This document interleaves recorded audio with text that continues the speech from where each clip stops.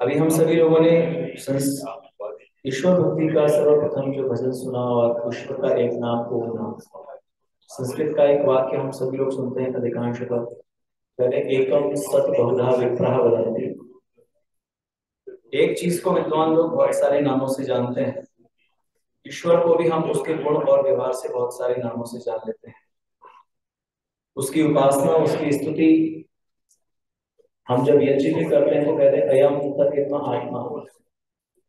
भावना है कि परमात्मा ने ये जो संविदा सामग्री घी है ना, ये तो चिन्ह मात्र है आपकी पूजा के लिए। वास्तविकता में तो मेरी आत्मा ही ईंधन है। मैं अपनी आत्मा को आपके समक्ष में रखता हूँ या रखती हूँ, फिर चाहे जीवन की स्थिति परिस्थिति जैसी हो, ईश्वर की डोर मुझसे ना छूटे। एक बहुत ही प्यारी पंक्तियां हैं कवि ने लिखी,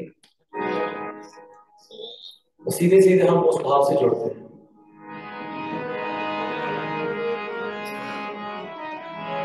वो तो मैं एडजस्ट कर दूंगा हाइट से, हाइट में कोई प्रॉब्लम नहीं, गिर जाएगा कोई ऐसे हो जाएगा।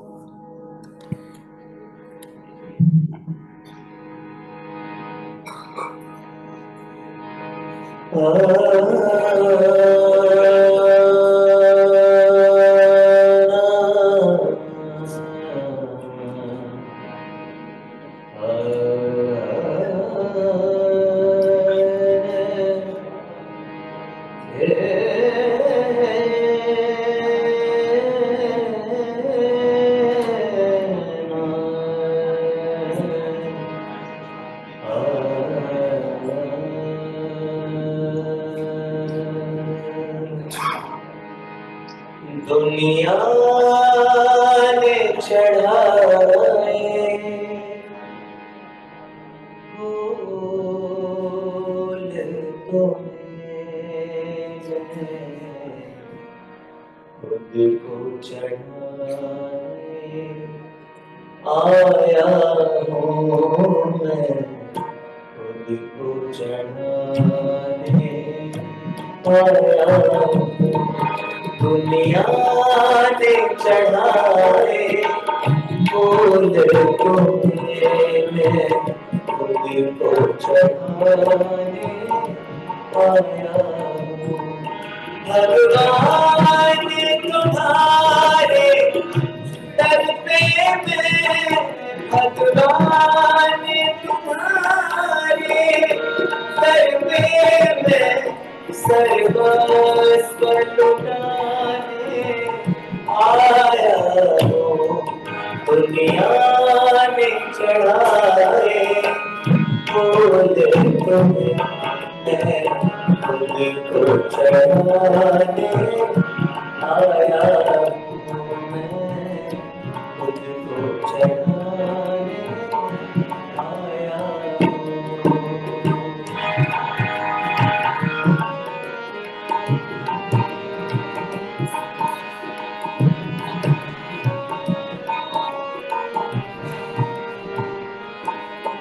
माना सांसों की बनाई है तेरी धरती, उसमें समाई है। माला माला माला माला माला सांसों की बनाई है तेरी भक्ति, उसमें समाई है। तेरी प्रेम की जलती ज्योति में, तेरी प्रेम की जलती ज्योति में अभिमान जलाने आया हूँ। दुनिया ने चढ़ाए फूल तुम्हें, खुद को चढ़ाने आया हूँ।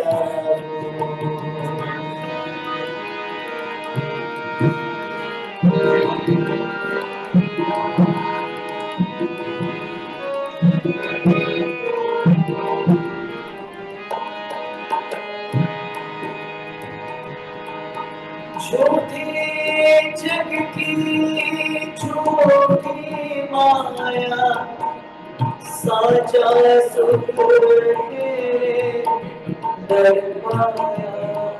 झूठी जग की झूठी माया साचा सुख तेरे दर पाया। हृदय से लगा दो मेरे पिता, हृदय से लगा लो मेरे पिता, चरणों में समाने आया। एक साथ दुनिया ने चढ़ाए बोले तुम्हें, मैं खुद को चढ़ाने आया हूँ, मैं खुद को चढ़ाने आया हूँ।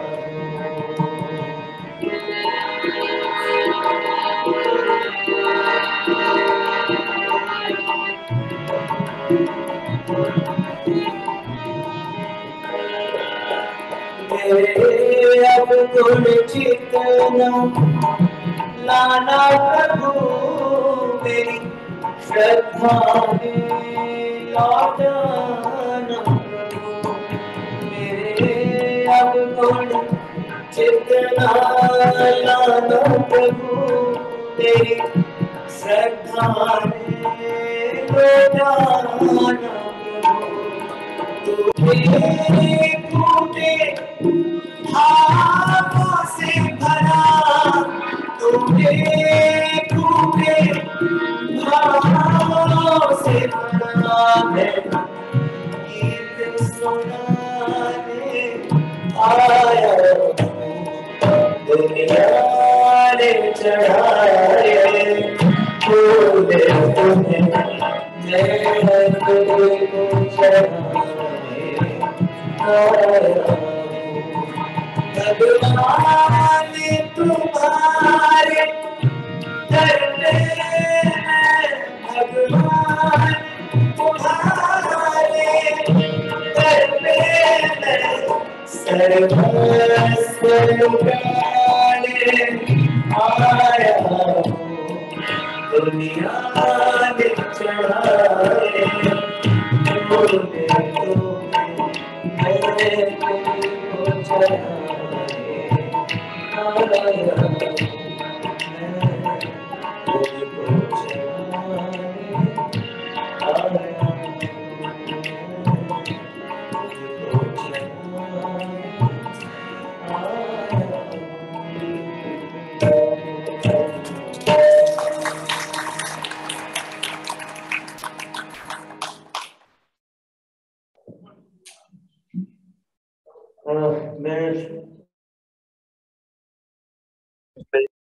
और उस पे लाइव हैं और YouTube पे और उसके बाद फेसबुक पे भी हम इस वक्त लाइव हैं। और क्योंकि मैं पहले इंट्रोडक्शन नहीं दे सका था क्योंकि आप लोग बहुत कम संख्या में थे, आपको पता होना चाहिए कि अंकित जी जो बोल रहे हैं वे कौन है, उनकी पृष्ठभूमि क्या है। अंकित 5वीं कक्षा में टंकारा में आ गया था,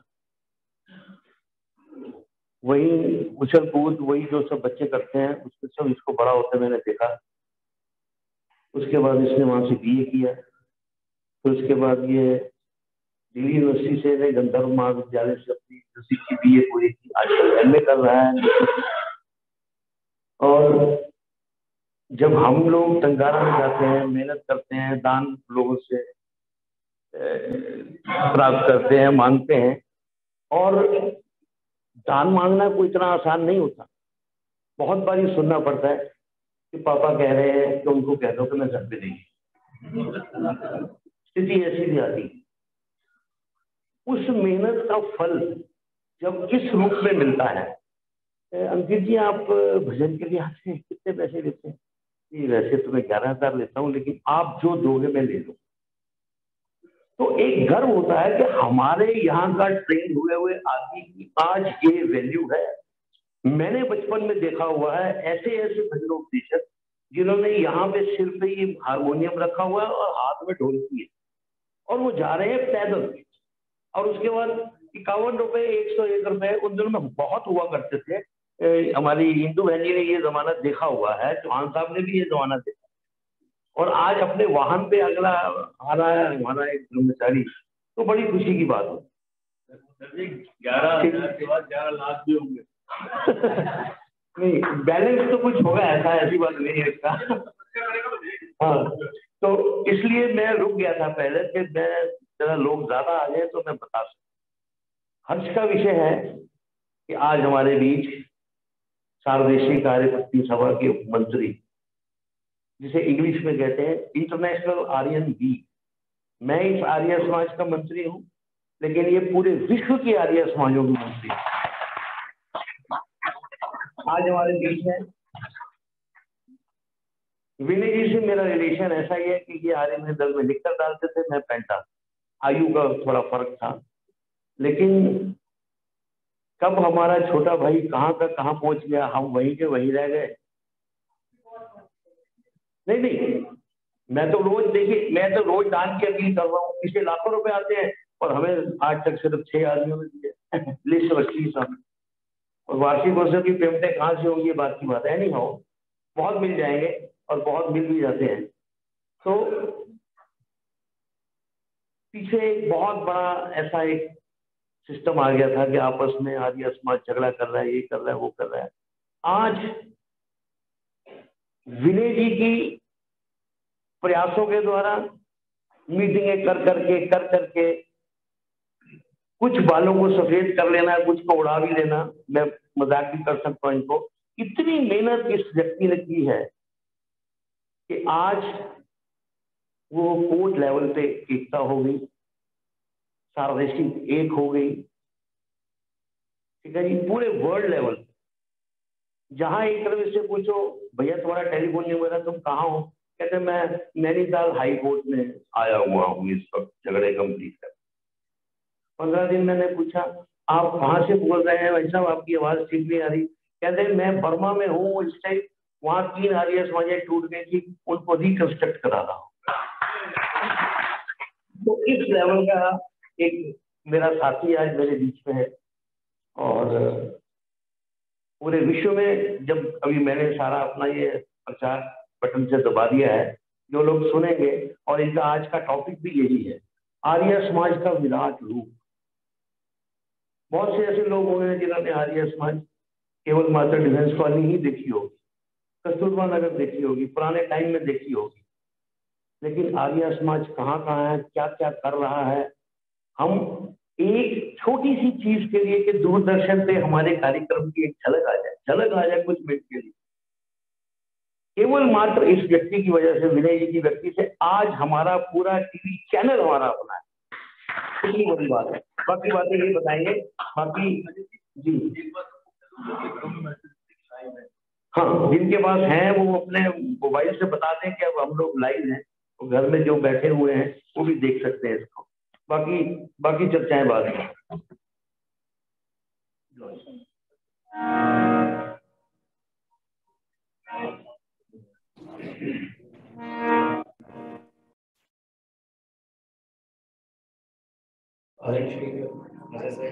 बहुत ही फेवरेट भजन है, और भावना है कि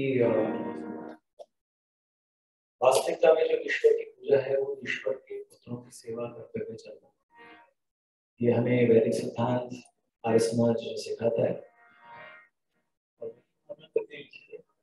मिलकर के पत्र नहीं है।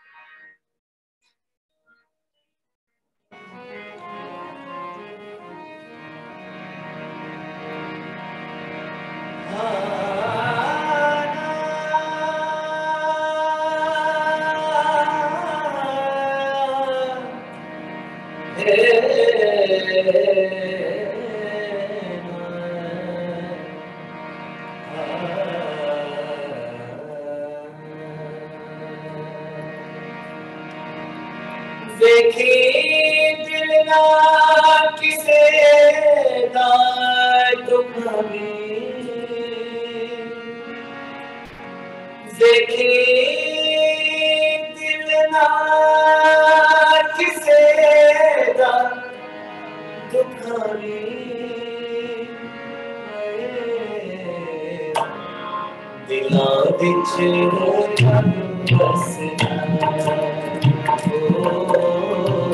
दिला विच बसना रोसे दिला नाल दिला मिलावे रोसे दिला नाल दिला मिलावे दिला विच बसना दिला विच बसना देखी दिलना किसी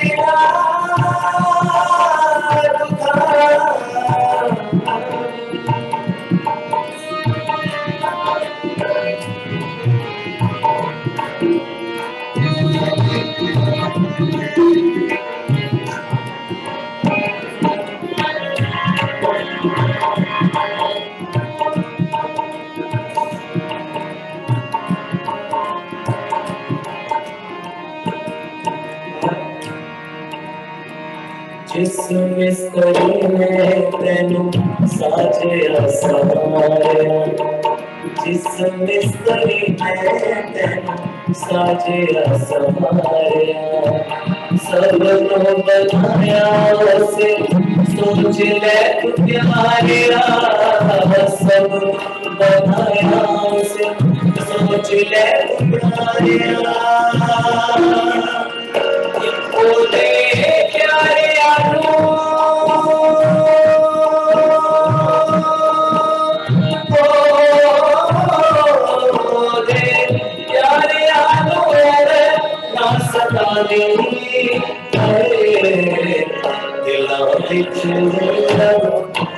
एक साथ आवाज है दिला विच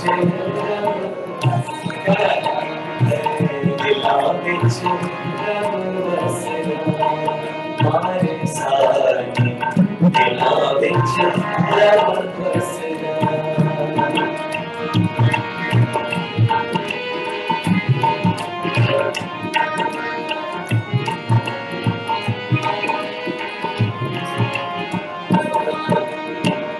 जेड़ी चीज माल तेरा जिस्म बनाए जेड़ी चीज माल तेरा जिस्म बनाया ओ एक मसाला सारे प्राणियों को लाया है ओ एक मसाला सारे प्राणियों को लाया है मासना किसे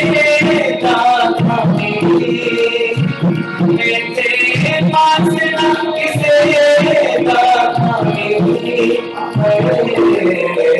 दिला विच बसना दिला विच बसना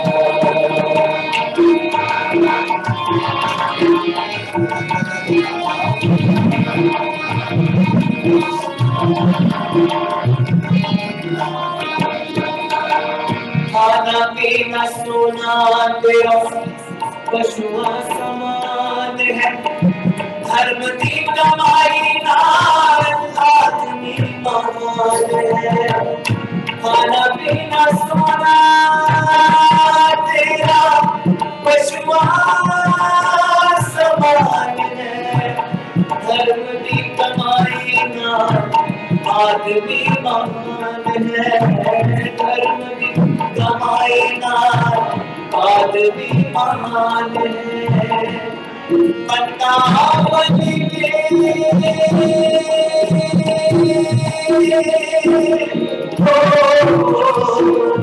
बंदा बन के मशहूर ना कहानी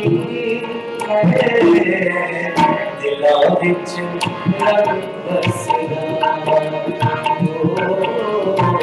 दिला विच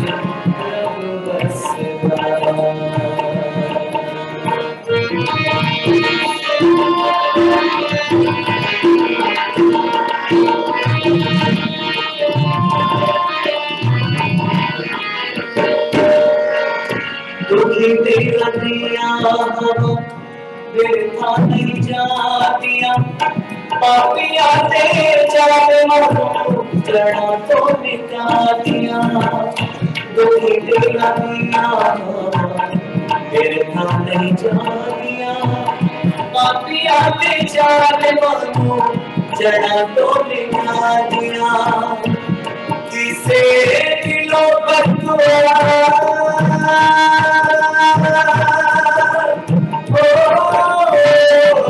किसे दिलों पर ना कहानी दिला बिच दिला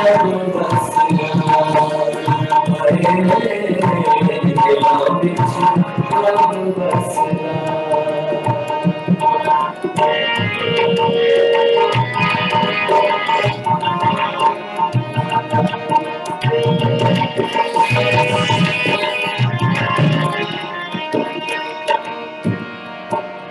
और ये हमारे जीवन का अंग बन जाए। भूल के कटोरी शीशा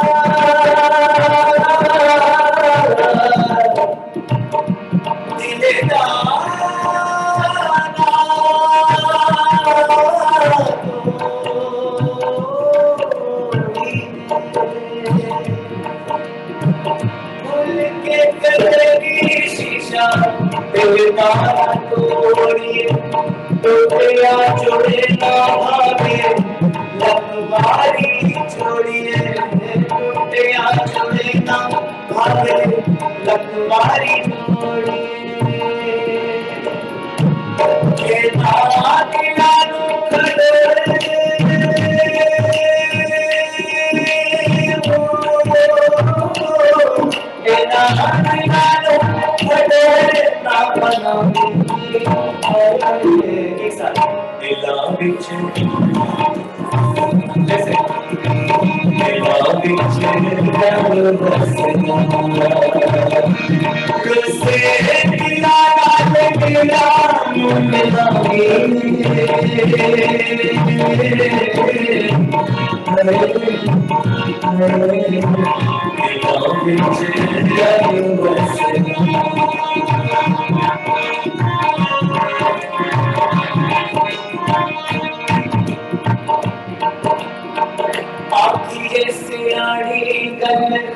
सोच के सियारे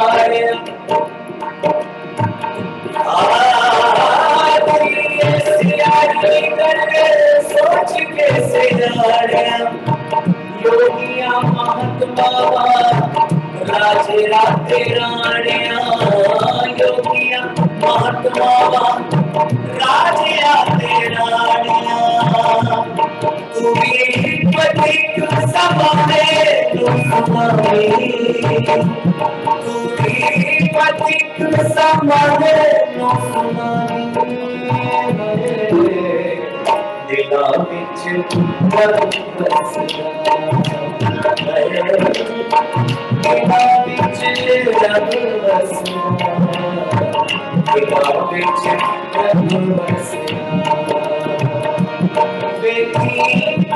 ना किसे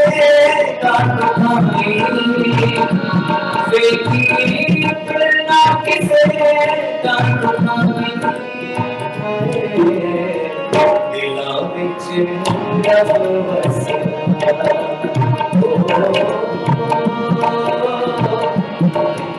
तेरा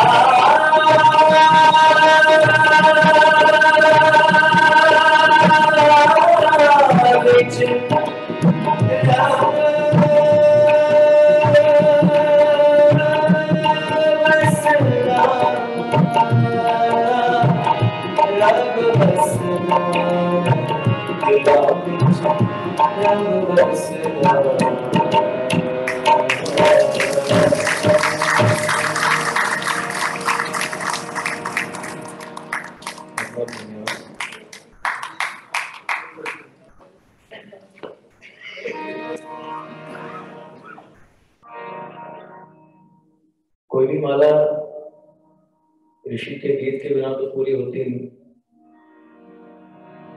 कवाली हो जाए। हाँ जी हाँ जी, थोड़ा पता लेते हैं।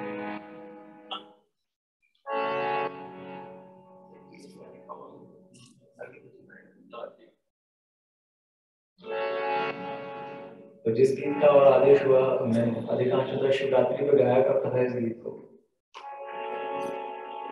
तो भावना थी ये गीत जब बनाया स्वामी जी ने हमें,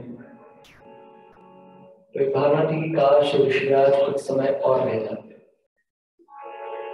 लेकिन फिर दूसरी भावना ये भी है कि सारा ठेका जो ऋषिराज ने ही थोड़े ना लिया है, हमारे भी तो टाइम जितना उन्होंने अकेले ने कार्य किया, हम तो लाखों हैं, कितना कार्य करने में सक्षम है और कितना कार्य कर पा रहे हैं, ये चिंतन विषय है।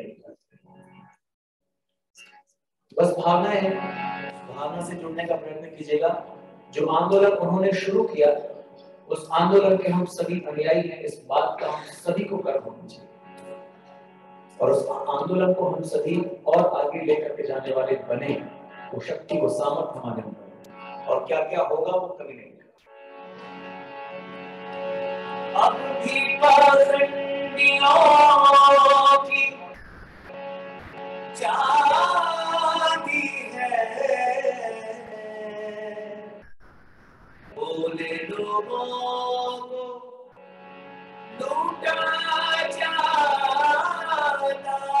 है, लेकिन भी है दूर लोगों से।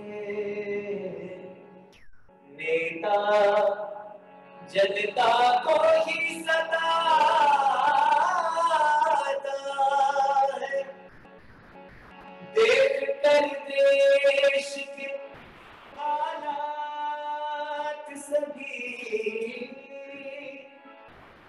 देख कर देश के हालात सभी, एक नया जरूरी है अभी, एक नया जरूरी है अभी, देख कर देश के हालात सभी, देख कर देश के हालात सभी, एक नया जरूरी है, एक नया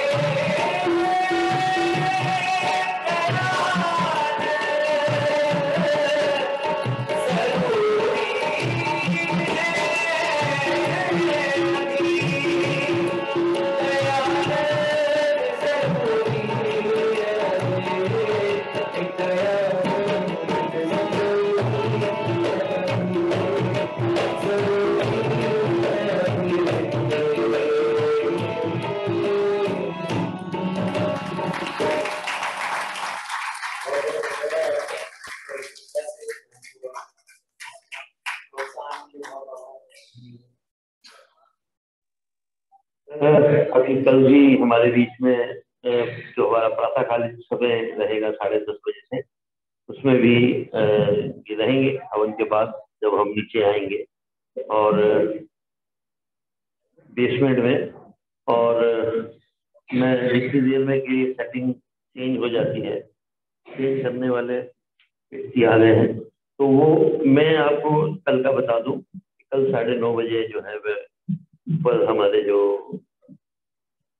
डाइनिंग हॉल है उसमें 3 सेटअप लगेंगे जैसे के, और जिन जिन लोगों की जहाँ जहाँ बुकिंग होगी वो वहाँ वहाँ वह लोग सब बैठेंगे। और उसमें थोड़ा डिसिप्लिन रखना होगा।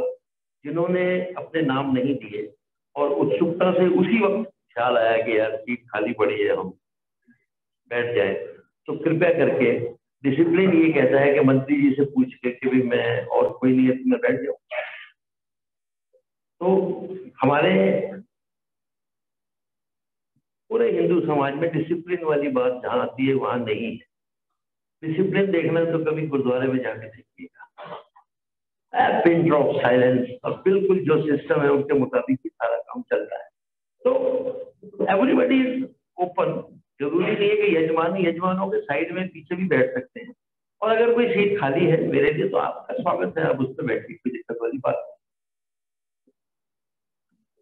सबसे ज्यादा डिसिप्लिन में लंगर आप कभी भी देखोगे तो गुरुद्वारे में, प्लेट भी होगी तो माथे पे लगा पे, जबकि हम उस चीज को नहीं मानते, लेकिन एक भावना, एक श्रद्धा, ठीक है ना जी।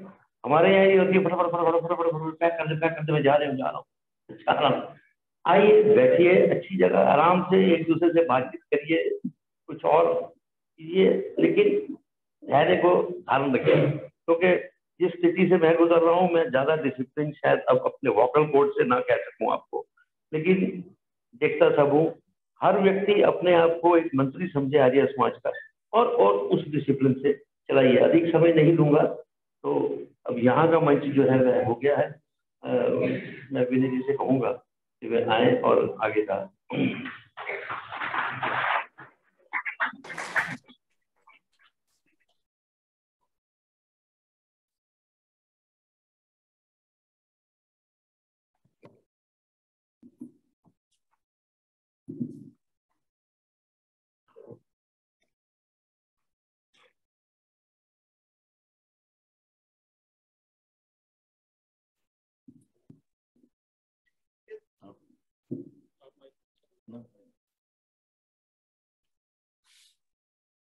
ओम इंद्रं वर्धन्तो अप्सरः कृण्वन्तो विश्वमार्यमपघ्नन्तो रावणः।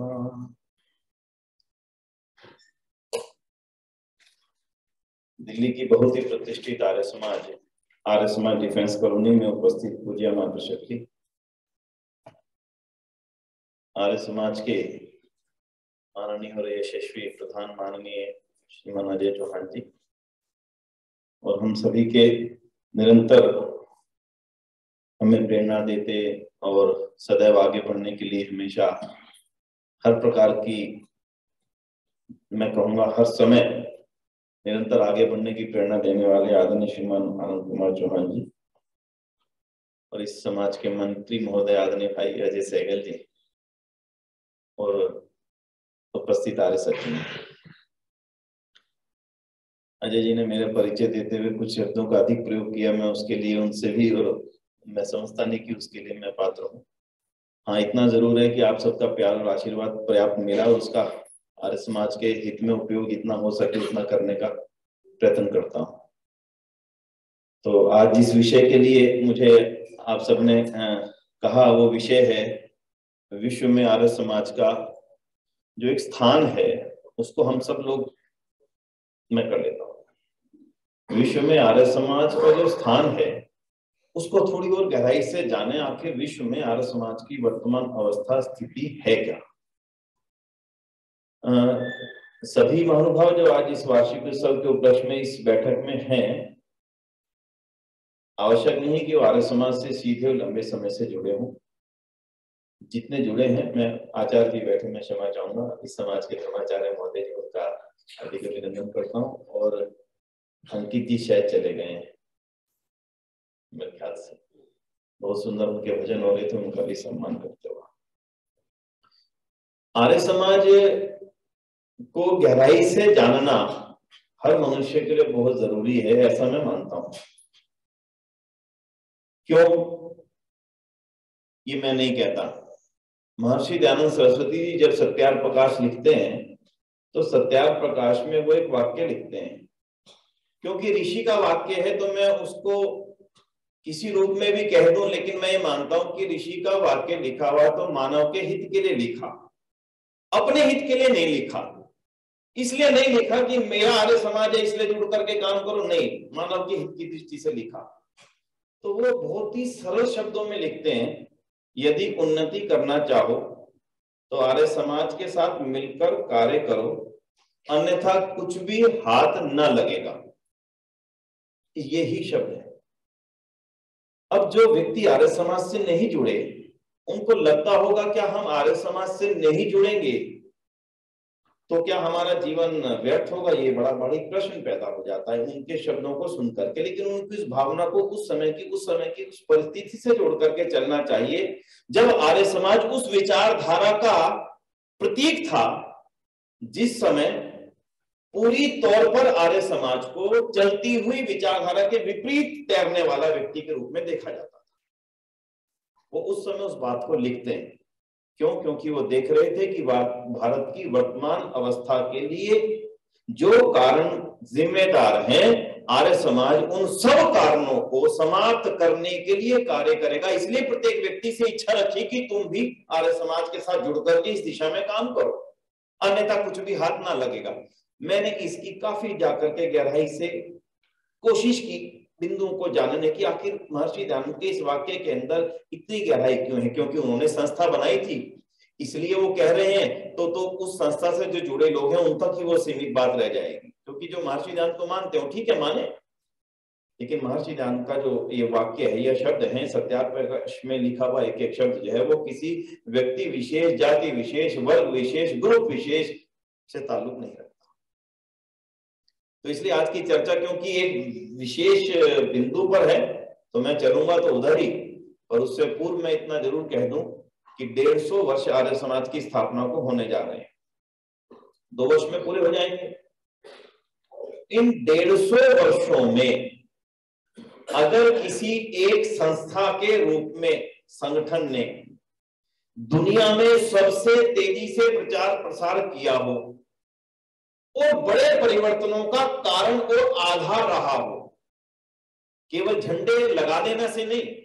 आज मैंने 50 लाख झंडे दिल्ली में लगा दिए, मेरी मौजूदगी दिखेगी दुनिया को, अरे आज तो बड़ा प्रचार हो रहा है आर्य समाज का, जहां जाऊं उसके झंडे नजर आते हैं। लेकिन उससे किसी व्यक्ति के जीवन में या समाज की चलती हुई धारा में अगर कोई परिवर्तन नहीं आता तो उन 50 लाख झंडों का कोई महत्व नहीं है। लेकिन आर्य समाज ने वो झंडे लगाए हो या ना लगाए हो, लेकिन इस भारत में आज आप जिन भी परिवर्तनों को 150 वर्षों के पूर्व की अवस्था में और आज देखते होंगे, मैं गौरव से इस बात को कह सकता हूं कि वो सभी परिवर्तनों का अगर कोई एक कारण रहा है तो वो कारण केवल और केवल केवल और केवल ऋषि दयानंद और आर्य समाज रहा है और कोई नहीं रहा। आप कहेंगे आर्य समाज के मंच पर बैठे जो चाहे बोले, सुनने वाले भी आर्य समाज से जुड़े हैं, कौन विरोध करेगा। लेकिन मैं अगर आज किसी भी तथ्य के विपरीत बात को आपके सामने रखता हूं, यहां तो आप सुन लेंगे, लेकिन बाहर जाने के बाद आपका मन कहेगा नहीं, बात में मजा नहीं आया, आनंद नहीं आया, ऐसी बातों को सुनने के लिए थोड़ी आए थे हम यहाँ पर। लेकिन जब आपको ये यकीन होगा कि वो बातें तो तथ्यों के साथ हैं, तथ्य इनके विपरीत नहीं है, तब आपको फिर उस दिशा में और ज्यादा सोचने का लिए जो एक इच्छा शक्ति आपके मन में पैदा होगी, वही इच्छा शक्ति यहाँ आपके आज आने का लाभ होगी, वो प्रसाद होगा। अब जब यहाँ से आप जाए इस विषय में तो और अधिक जानना चाहिए, तो मैं 2-3 बिंदु जरूर आपको बताता हूं। एक छोटे से एग्जाम्पल के तौर पर, बहुत सरल सा एक शब्द है, हम कहते हैं नमस्ते जी। क्या बोलते हैं? आप कह सकते हैं कि इस नमस्ते जी को पूरी दुनिया में अगर प्रचार प्रसार मिल सका, उसके पीछे कौन था? कोई और नहीं मिलेगा। नहीं, निश्चित रहिएगा, कितनी भी गहराई में चले जाएं, इतिहास की पुस्तकें पलटते चले जाएं आप, आर्य समाज के सिवाय कोई और इसकी नींव में बैठा हुआ परिवर्तन करने वाला नहीं मिलेगा, जिसके कारण से नमस्ते शब्द पैदा हुआ और उसके पश्चात आज पूरी दुनिया में भारत की पहचान बन करके उभर गया। दूसरा कोई कारण है ही नहीं। एक बहुत शॉर्ट में बोलूंगा अपनी इन बातों को ताकि आप तक बस पहुंच जाए, क्योंकि सभी प्रबुद्ध वर्ग बैठे, उसकी व्याख्या आवश्यकता नहीं है। फिर भी अगर कहीं लगे आपको कि ये प्रश्न है, उठा दीजिएगा अंत में। दूसरा सुनिएगा, मुगल हमारे देश में आए और चाहते थे इसकी संस्कृति को समूल नष्ट कर दिया जाए। इसके लिए क्या करें, इनकी भाषा को समाप्त कर दो। भाषा समाप्त हो जाएगी तो उस भाषा में जो ज्ञान और विज्ञान है वो समाप्त हो जाएगा। थोड़े दिन बाद जब इनके भाषा में इनका भाषा नहीं रहेगी, इनका ज्ञान और विज्ञान नहीं रहेगा, तो जो अरबी और फारसी में उपलब्ध है वो ही इनके लिए अकेला ज्ञान रह जाएगा। दूसरा इनके पास में ज्ञान और विज्ञान का कोई कारण रहेगा ही नहीं। अंग्रेज आए, उनको थोड़ा दूर किया, उसी नीति पर चल करके उन्होंने अरबी और फारसी की जगह अंग्रेजी को लाना चाहा और पूरा एक वर्ग पैदा कर दिया जिसका सोच, जिसकी चिंतन, जिसका कार्य केवल और केवल अंग्रेजी से शुरू होता था, अंग्रेजी पे जाकर के समाप्त होता था। अब मैं आपसे प्रश्न पूछता हूं, अगर आज हिंदी इस दुनिया के अंदर तीसरी सबसे ज्यादा बोले जाने वाली लैंग्वेज है, तो उसका कारण आप किसी और को बोलिए। ध्यान दीजिएगा, मेरी बात को यूं ही मत मानना। अगर अभी सहमत ना हो तो जाकर के थोड़ा स्टडी कीजिएगा कि आखिर हिंदी को लाने वाला कौन सी विचारधारा थी जिसने हिंदी को इतना बड़ा महत्व दे करके आज दुनिया के पटल पर स्थापित कर दिया। कोई और माने ना माने, मेरा इससे भी महत्व नहीं है। कोई और लिखता है, गूगल के अंदर आप पढ़ते हैं, विकिपीडिया पे दिखता है, नहीं दिखता है, ये ताल्लुक नहीं है। मैं भी इतिहास की उन गहराई में जाता हूँ। उदाहरण आप सुन लीजिएगा। आर्य समाज की स्थापना होती है 1875 में, 1875। 10 साल बाद स्थापना होती है एक और संस्था की जिसको आप कहते हैं इंडियन नेशनल कांग्रेस। ठीक है, भारतीय राष्ट्रीय कांग्रेस को माना जाता है कि वो देश की संस्था थी, देशभक्तों की संस्था थी, उसने देश को आजादी दिलाई। आज मेरा वो विषय नहीं है, नहीं तो मैं उसके बारे में स्पष्ट रूप से बोलता क्यों बनी थी, किस लिए बनी थी, क्यों बनाई गई थी। लेकिन अभी विषय नहीं है। विषय क्या है, हिंदी। कांग्रेस की स्थापना आर्य समाज के 10 साल बाद होती है और उसके भी 25 साल तक, यानी कि आर्य समाज की स्थापना के 35 वर्षों के बाद भी पूरी राष्ट्रीय कांग्रेस के अंदर एक भी भाषण हिंदी में नहीं होता।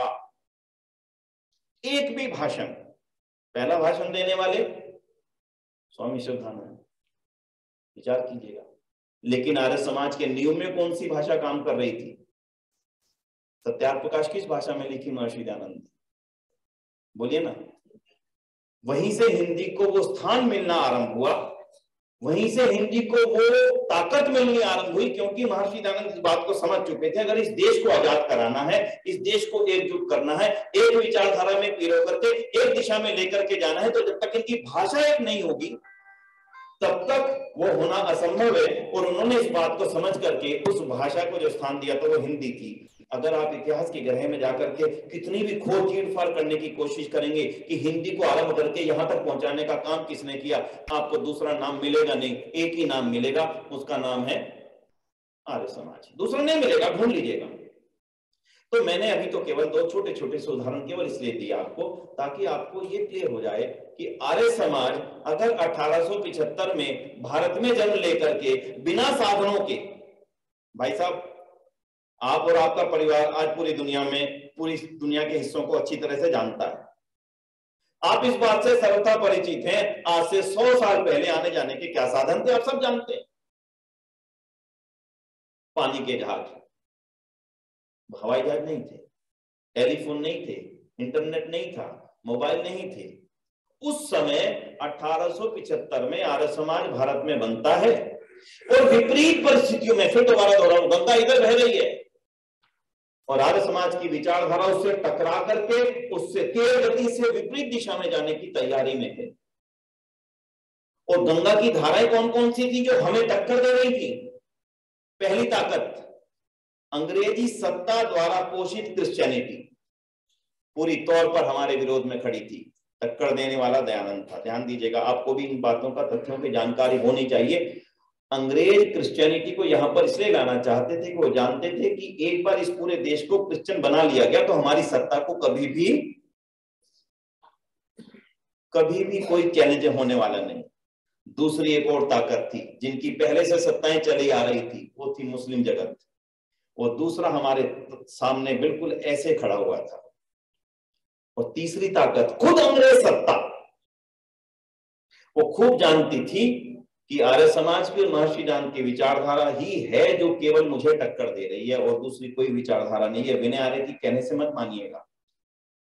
आर्य समाज के इतिहास का पन्ना पन्ना इस बात का साक्षी है कि किस प्रकार से अंग्रेज सरकार आर्य समाज को देखती थी। क्योंकि वो दृश्य दिखाना आपको जरूरी है। आर्य समाज इस भवन का नाम मत मानिएगा, गलती ना कीजिएगा, भूल मत कीजिएगा। आर्य समाज किसी भवन का नाम नहीं। आर्य समाज उस क्रांतिकारी विचारधारा का नाम है जो हर उसके साथ खड़ी हो गई जिसको उसने देखा कि ये देश के विपरीत, देश को मजबूत करने के विपरीत में है, उसके साथ खड़े होकर के उसको चैलेंज दिया और उस चैलेंज को पार किया। एक उदाहरण आपने अनेक बार सुना है, कई बार मंचों से आपके सामने आया होगा। महर्षि दयानंद से एक बार एक बहुत उच्च अंग्रेज ऑफिसर जो कलकत्ता में उनसे मिले, उनका प्रवचन सुनने आए, तो कहते हैं स्वामी जी, आपको जब आप ईसाई और मुसलमानों के खिलाफ बोलते हैं तो आपको हमारे राज्य में कोई सुरक्षा की दिक्कत तो नहीं है? महर्षि दयानंद कहते हैं मुझे कोई दिक्कत नहीं है। बोले आपको कोई खतरा तो महसूस नहीं होता? बोले नहीं, मुझे कोई खतरा महसूस नहीं होता। तो बोलते फिर आप सुबह और शाम की प्रार्थना में अंग्रेजी साम्राज्य के स्थायी होने की कामना किया कीजिए। अब उत्तर सुनिए स्वामी दयानंद का, है छोटी सी बात, कुछ बड़ी नहीं है। महर्षि दयानंद चुप हो सकते थे, शांत रह सकते थे, सोचूंगा, विचारूंगा, बताऊंगा कह करके उस समय की परिस्थिति से बच सकते थे। लोकतंत्र नहीं था, राजतंत्र था। पर महर्षि दयानंद क्या कह रहे हैं? महर्षि दयानंद कहते हैं, बंधु मैं तो सुबह और शाम ब्रिटिश साम्राज्य की समाप्ति की प्रार्थना किया करता। आज इस परिस्थिति में कहना बड़ा मुश्किल है, सुनना बड़ा आसान है। किसी भी एक छोटी सी पार्टी का कोई भी नेता यहाँ पर आपके बीच में आकर के बैठ जाए, आप उससे सहमत ना भी हों तब भी आप उसकी 100 प्रशंसा यहाँ पर करेंगे। आप आए हैं, आप तो बड़े उच्च कोटि के विद्वान हैं, आपकी पार्टी जो काम कर रही है, क्या कमाल किया, आपने दिल्ली को चमका करके रख दिया। चाहे आप सहमत हो ना हो फिर भी कहेंगे। महर्षि दयानंद शांत रह सकते थे, लेकिन उनके वो शब्द कितने मजबूत थे, इसका अर्थ आप लगा सकते हैं कि उसके बाद से अंग्रेज सत्ता ने जो ब्रिटिश डॉक्यूमेंट्स मिलते हैं उसके अंदर लिखा है कि जब उसने ये रिपोर्ट अंग्रेज की सरकार को भेजी, ब्रिटानिया सरकार को, उस समय के बाद से महर्षि दयानंद के ऊपर ब्रिटिश सरकार का पूरा पहरा लगा दिया गया कि इनके ऊपर सरकारी तौर पर नजर रखी जाए। वो लंबा इतिहास है, मैं अब उसमें आगे नहीं जाऊंगा, लेकिन मैं केवल ये बताना चाह रहा हूं, एक तरफ आपके सामने ईसाई थे, एक तरफ पूरा मुस्लिम जगत था जो कुरान की खिलाफत के कारण से आपके विरोध में खड़ा था, एक तरफ पूरा क्रिश्चियन जगत था जो बाइबल के बारे में सुनना नहीं चाहता था और सुनाने वाला अकेला दयानंद था। दूसरे किसी ने नहीं कभी बाइबल के पन्ने खोल करके हमें बताया क्यों ईसाई बनते हो, देखो तो सही इस बाइबल में लिखा क्या, ये बताने वाला अगर कोई इंसान आज इस धरती पर हुआ आधुनिक जगत में, पहला और अंतिम कहूंगा केवल दयानंद था, दूसरा आज भी नहीं। चौथी, खुद वो जाति जिसके स्वाभिमान को जगाने का काम दयानंद चाहते थे, वो भी ठीक हमारे खिलाफ खड़ी थी। और इन 4 मजबूत धाराओं के खिलाफ चल करके आर्य समाज उसके बीच को चीरता हुआ दुनिया भर में फैलता चला गया और 1905 तक भारत दुनिया के 5 महाद्वीपों में अपना स्थान बना चुका था। यानी 1905 था, यानी केवल 30 वर्षों में, उस समय जब किसी प्रकार के साधन नहीं थे। आप इससे ही अनुमान लगा सकते हैं कि आर्य समाज के कार्य करने वालों के अंदर, आर्य समाज की विचारधारा में कुछ तो खास होगा। मैं जानू ना जानू, मुझे पता हो ना पता हो, लेकिन कुछ तो खास होगा जो 1875 में बन करके सब विरोधियों के होते हुए भी मैं फिजी पहुंच गया, मैं मॉरिशस पहुंच गया, मैं दक्षिण अफ्रीका पहुंच गया, मैं सुरीनाम गयाना पहुंच गया, मैं अमेरिका पहुंच गया, मैं नेपाल पहुंच गया, मैं बांग्लादेश, वो तो भारत का हिस्सा ही था, उसके अभी उसके बारे में कहना गलत है, मैं म्यांमार और मलेशिया पहुंच गया। ये 1905 तक आर्य समाज इन सब देशों में अपना स्थान बना चुका था, आज भी है। तो आज मैं आपके सामने कुछ ऐसे तथ्यों को चाहूंगा जिससे आपका एक मॉरल बूस्ट हो। कभी कभी हमें लगता है आर्य समाज कमजोर हो गया, आर्य समाज मर गया, बिल्कुल गलत। आर्य समाज ना कभी कमजोर हो सकता, क्योंकि ये ईश्वर की विचारधारा मेरी और आपकी है नहीं, मेरी और आपकी किसी मनुष्य की विचारधारा होती निश्चित रूप से कभी मजबूत होती, कभी कमजोर होती, जैसे ओशो की हुई थी, वापिस आई। एक और गुरु हुए हैं, अच्छे धार्मिक संत हुए हैं जिनकी विचारधारा, मैं अभी थोड़ा सा, जिनके नाम से स्कूल भी काफी चलते हैं, थोड़ा ध्यान एकदम से निकल गया, नोएडा में भी काफी बड़ा स्थान है उनका, महेश योगी जी। महेश योगी जी की ठीक है वैदिक विचारधारा थी, लेकिन व्यक्तिगत पुट था, इसलिए एक बार विचारधारा बढ़ी और फिर डाउन। ऐसे बहुत उदाहरण हमारे सामने, लेकिन आर्य समाज की विचारधारा अक्षुण्ण है। इंद्र विद्या वाचस्पति जी, जो कि स्वामी श्रद्धानंद जी के सुपुत्र थे, वो आर्य समाज का इतिहास लिखते हैं और बहुत अच्छी बात लिखते हैं उसमें। वो कहते हैं जब मैं इतिहास लिखने बैठा, इतिहास उनके पूज्य पिताजी ने लिखना शुरू किया था, स्वामी श्रद्धानंद जी ने, उनके असमय मृत्यु हो गई। इंद्र विद्या वाचस्पति ने सोचा कि ये तो मेरा कर्तव्य बनता है, मुझे इसको लिखना चाहिए। वो बोलते पिताजी ने काफी इतिहास लिख दिया था, काफी संकलन हो गया था, मेरी इच्छा हुई कि मैं इसको पूरा करूं। मैं उसकी भूमिका लिखने बैठा। भूमिका में मैंने सोचा कि मैं कहां से शुरू करूं आर्य समाज के इतिहास लिखना। आर्य समाज की स्थापना 1875 में हुई, यहां से शुरू करूं, लगा गलत, ये गलत होगा। क्यों? क्योंकि महर्षि दयानंद के मन में ये विचार तो गुरु विरजानंद की कुटिया में पैदा हो गया था, इसलिए मुझे वहां से शुरू करना चाहिए। जब मैं गुरु विरजानंद की कुटिया में पहुंचता हूं तो लगता है ये भी गलत है। उनके मन में तो एक क्रांति जन्म उस समय शिव मंदिर में ले चुकी थी, तो मुझे वहां से इस इतिहास को लिखना शुरू करना चाहिए। फिर कहा यह भी गलत है, उनका जन्म जब हुआ इस देश में, मुझे कम से कम आर्य समाज के इतिहास को वहां से लिखना चाहिए। बोले मैं चिंतन करते करते सोचता रहा कि शायद मेरे से भूल ना हो, और फिर मैंने इतिहास को लिखना शुरू किया।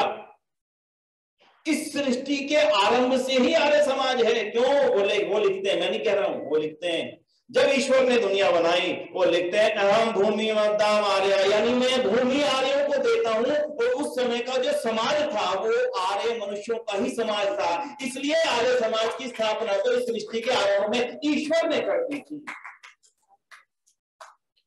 मैंने नहीं की, दयानंद ने नहीं की। दयानंद ने जो चीज गुम हो चुकी थी उसको वापिस ला करके हमारे सामने प्रस्तुत कर दिया था कि ईश्वर ने आर्यों का समाज बनाया था, तुमने ये चीज गुमा दी, अब फिर से आ रहे हो उसी को लौट करके, और उसी वेद पर चलो जिस वेद के कारण तुम्हें सारी दुनिया में जान और पहचान थी, जिसके कारण से सारी दुनिया के लोग ज्ञान और विज्ञान लेने के लिए तुम्हारी भारत भूमि पर आया करते थे। तो इसलिए मैंने अब इस इतिहास का लेखन सृष्टि के आरंभ से शुरू किया है, और मैं इसको सर्वथा उपयोग मानता हूं। इसलिए 1875 मत सोचिएगा। इसलिए, लेकिन संगठन के रूप में अगर मैं बात करूं तो निश्चित रूप से मुझे कहना पड़ता है कि महर्षि दयानंद सरस्वती ने 1875 में आर्य समाज की स्थापना की। महर्षि दयानंद के मन में आर्य समाज की स्थापना को लेकर के कोई विचार मन में नहीं था, इच्छा भी नहीं थी, वो चलाना भी नहीं चाहते थे, बनाना भी नहीं चाहते थे। फिर क्यों बनाया? उन्होंने ब्रह्म समाज के साथ कुछ समय काम किया, प्रार्थना समाज के साथ कुछ समय काम किया, थियोसॉफिकल सोसाइटी उसके साथ कुछ समय काम किया, लेकिन तीनों की विचारधाराओं में उन्होंने देखा कि वेद के अंदर मिलावट चाहते हैं, मैं वेद में मिलावट नहीं होने देना चाहता। कहा इसी में आप परिवर्तन कर लीजिए। तो केवल छोटे सा परिवर्तन के लिए निवेदन किया था। क्या परिवर्तन करने के लिए कहा था? वेद भी ईश्वरीय ज्ञान है, कह दीजिए वेद ही ईश्वरीय ज्ञान मत कहिए। सुनिएगा, छोटी सी बात है कि ब्रह्म समाज ही आपका हो जाएगा, और हम आपको ब्रह्म समाज का गुरु, या फिर थियोसॉफिकल सोसाइटी ने भी कहा हम आपको इसी का गुरु आचार्य बना लेंगे। आप केवल इतना सा कह दीजिए कि वेद भी ईश्वरीय ज्ञान है, ताकि दूसरों की काट ना हो। ऋषि दयानंद कहते हैं इतना बड़ा झूठ। सुनिए, मैं होता तो शायद मैं कहता चलो मुझे आचार्य बना रहे, इतना बड़ा समाज का, छोटी सी बात में परिवर्तन कहां? फिर ऋषि दयानंद कैसे रहते, कहते हैं मैं जब ये कहूंगा कि वेद भी ईश्वरीय ज्ञान है, इसका अर्थ मैं स्पष्ट कह रहा हूं कि अन्य ग्रंथ भी ईश्वरीय ज्ञान है, और उसमें और वेद में जब विपरीत बातें आएंगी तो कौन सिद्ध करने के लिए आएगा कि वो ठीक है या ये ठीक है। इसलिए मैं फिर से मनुष्य को भ्रम की गति में डालने के लिए नहीं आया, इसलिए मैं ये तो कह सकता हूं कि वेद ही ईश्वरीय ज्ञान है, ये कहने की स्थिति में नहीं हूं कि वेद भी ईश्वरीय ज्ञान है। इसलिए वो लिखते हैं वेद सब सत्य विद्याओं का पुस्तक है, इसलिए वो इन शब्दों को लिखते हैं।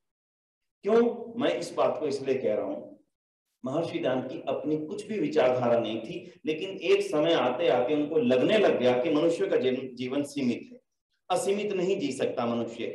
इसलिए इस विचारधारा को सतत आगे चलाने के लिए किसी संगठन की आवश्यकता है। इसलिए मैं उन लोगों को जो इस विचारधारा से सहमत हों और इसको आगे बढ़ाने की जिम्मेदारी अपने कंधों पर लेना चाहते हों, उन लोगों के समूह को एकत्र करके आर्य समाज की स्थापना करता हूं। इसलिए समझिएगा कि आप और हम ऋषि दयानंद के अपेक्षाओं के कारण से आर्य समाजी बनकर के यहाँ बैठे हैं। हमारे अंकित जी गा रहे थे एक दयानंद, तो भाई दो ऑप्शन है। पहला ऑप्शन यह कि इंतजार कीजिए, आएंगे। जैसे भजन हम कहीं पुरानी जगत में गाया जाता, बोलो बोलो बोलो चले, या तो इंतजार करें उस समय का जब ऋषि ज्ञान दोबारा से धरती पर आए, या फिर जो जिम्मेदारी उन्होंने हमें दे दी, हमारा सौभाग्य हो गया कि मैं आर्य समाज के अंदर आकर के लाखों बुराइयों से बच गया, अनेक अंधविश्वास पाखंडों से बच गया, खान पान संबंधी ना जाने कितने दोषों से बच गया। तो अब मेरा जिम्मेदारी बन जाती है कि मैं उस ऋषि ज्ञान की जो अपेक्षाएं थी मेरे से, मैं उसको आगे बढ़ाऊं, पूरा करूं। क्यों? जिन लोगों ने 1875 के बाद से आर्य समाज को सारी दुनिया में फैलाया था, उन्होंने अपनी उस जिम्मेदारी को पूरा निभाया था। आज मैं आप ही के डिफेंस कॉलोनी के एक परिवार में गया था सुबह, प्रोफेसर सत्यव्रत शास्त्री जी के घर पर। मुझे पता लगा कि आपकी जो बड़ी भाभी जी हैं वो उनकी शिष्या ने, उन्होंने उनसे डॉक्टरेट की है। एक छोटी सी घटना सुबह ही पता लगी। तो बोलते हैं हमारे जो दादाजी थे 15 रुपए की तनख्वाह करते थे नौकरी, लेकिन संकल्प ले लिया कि एक स्कूल खड़ा करना है। अब स्कूल तो बिना पैसे के खड़ा कैसे होगा? तो 18 रुपए की, सॉरी उन्होंने कहा 18 रुपए नौकरी में मिलते थे, अच्छी नौकरी थी, और वो 15 रुपए स्कूल को देते थे, 3 रुपए अपनी धर्मपत्नी को, कि इससे घर चलाओ। आजकल तो करते होशियारपुर के अंदर वो 3 स्कूल खड़े हो गए आज हमारे, और वो तीनों स्कूल आज चलते हैं। आज जितनी भी दुनिया के अंदर आर्य समाज का विस्तार हुआ, किसी गवर्नमेंट के द्वारा दी गई एड से नहीं हुआ। आर्य समाजियों के तिल तिल भर दिए गए एक एक नए पैसे से और उनके त्याग को देख करके बड़े धन दाताओं द्वारा दिए गए धन से आर्य समाज आज दुनिया के अंदर, लिख लीजिएगा याद करके, 10,000 संस्थाओं का समूह है। 10,000 यूनिट्स। आप कहेंगे 10,000 यूनिट्स कैसे? तो उनको गिन लीजिए आराम से। 1100 डीएवी स्कूल और कॉलेजेस हैं। गिनती गलत हो तो अजय जी ठीक करा देंगे।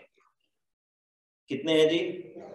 और उनके अतिरिक्त जो आर्य समाजों द्वारा संचालित विद्यालय हैं और आर्य प्रतिनिधि सभा द्वारा संचालित विद्यालय हैं पूरे देश के अंदर, उनकी संख्या 2,500 है, 2,500, जिसमें सबसे अधिक विद्यालयों की संख्या उत्तर प्रदेश की है, जिनकी संख्या 850 है। 850 कॉलेजेस एंड स्कूल्स, वो डीएवी के अलावा केवल उत्तर प्रदेश में। उसके बाद पंजाब, हरियाणा और जम्मू कश्मीर, हिमाचल और दिल्ली, और उसके पश्चात में पूरे देश और पूरी दुनिया की मैं बात करता हूँ।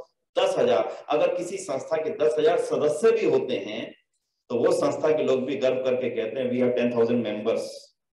एक डिफेंस कॉलोनी जैसी 10,000 यूनिट्स का एक झंडा ओम का जो लहर रहा, एक झंडे के नीचे चलने वाला इतना बड़ा संगठन दुनिया में दूसरा नहीं है। आप कहेंगे कैसे कहते हैं? मैं निश्चित कहता हूं आपसे, चाहे संपत्ति की दृष्टि से कह लें, चाहे संस्थाओं की दृष्टि से कह लें, चाहे उनके अंदर पढ़ने वाले बच्चों, पढ़ाने वाले अध्यापकों और उनसे जुड़े हुए सदस्यों के रूप में कह लें, Arya Samaj is the largest amongst organisation जो एक झंडे के नीचे काम करती है। इससे बड़ा दूसरा कोई संगठन नहीं है। कुछ लोग कभी कभी चर्चा में दूसरे संगठन नाम लेना चाहेंगे, मंच से नहीं लूंगा, व्यक्तिगत चर्चा में मैं जो अपनी बात कह रहा हूं वो पूरी निश्चितता से कहता हूं आपसे। 10,000 यूनिट्स अपने आप बन गई। कितना समय लगा बनने में? केवल 100 साल। केवल 100 साल। 100 साल भी कैसे?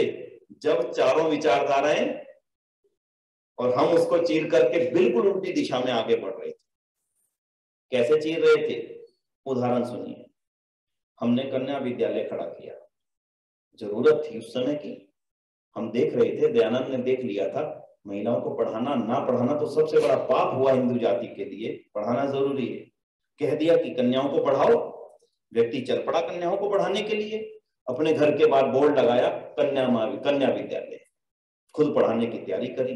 2 लोगों से बात करी कि आप भी अपनी बेटी को मेरे घर पे भेजना और आप भी अपनी बेटी को मेरे घर पर भेजना।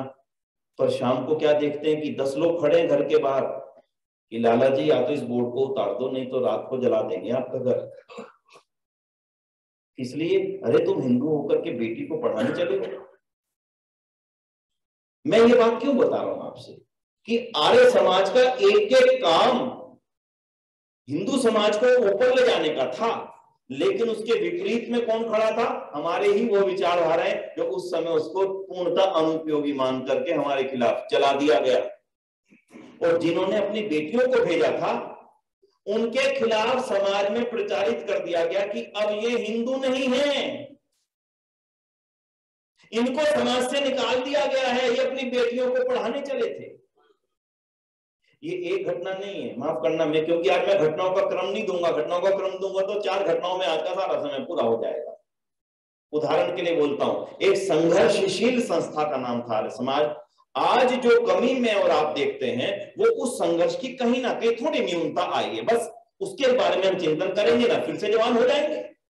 कभी कभी जब लोग कहते हैं आर्य समाज कमजोर हो गया, मैंने कहा बिल्कुल कमजोर नहीं हुआ, थोड़ा बूढ़ा हुआ है, कोई बात नहीं भाई, जवान हो जाएगा दोबारा से। अरे कैसे? मैंने कहा आर्य समाज पुनर्जन्म को मानता है।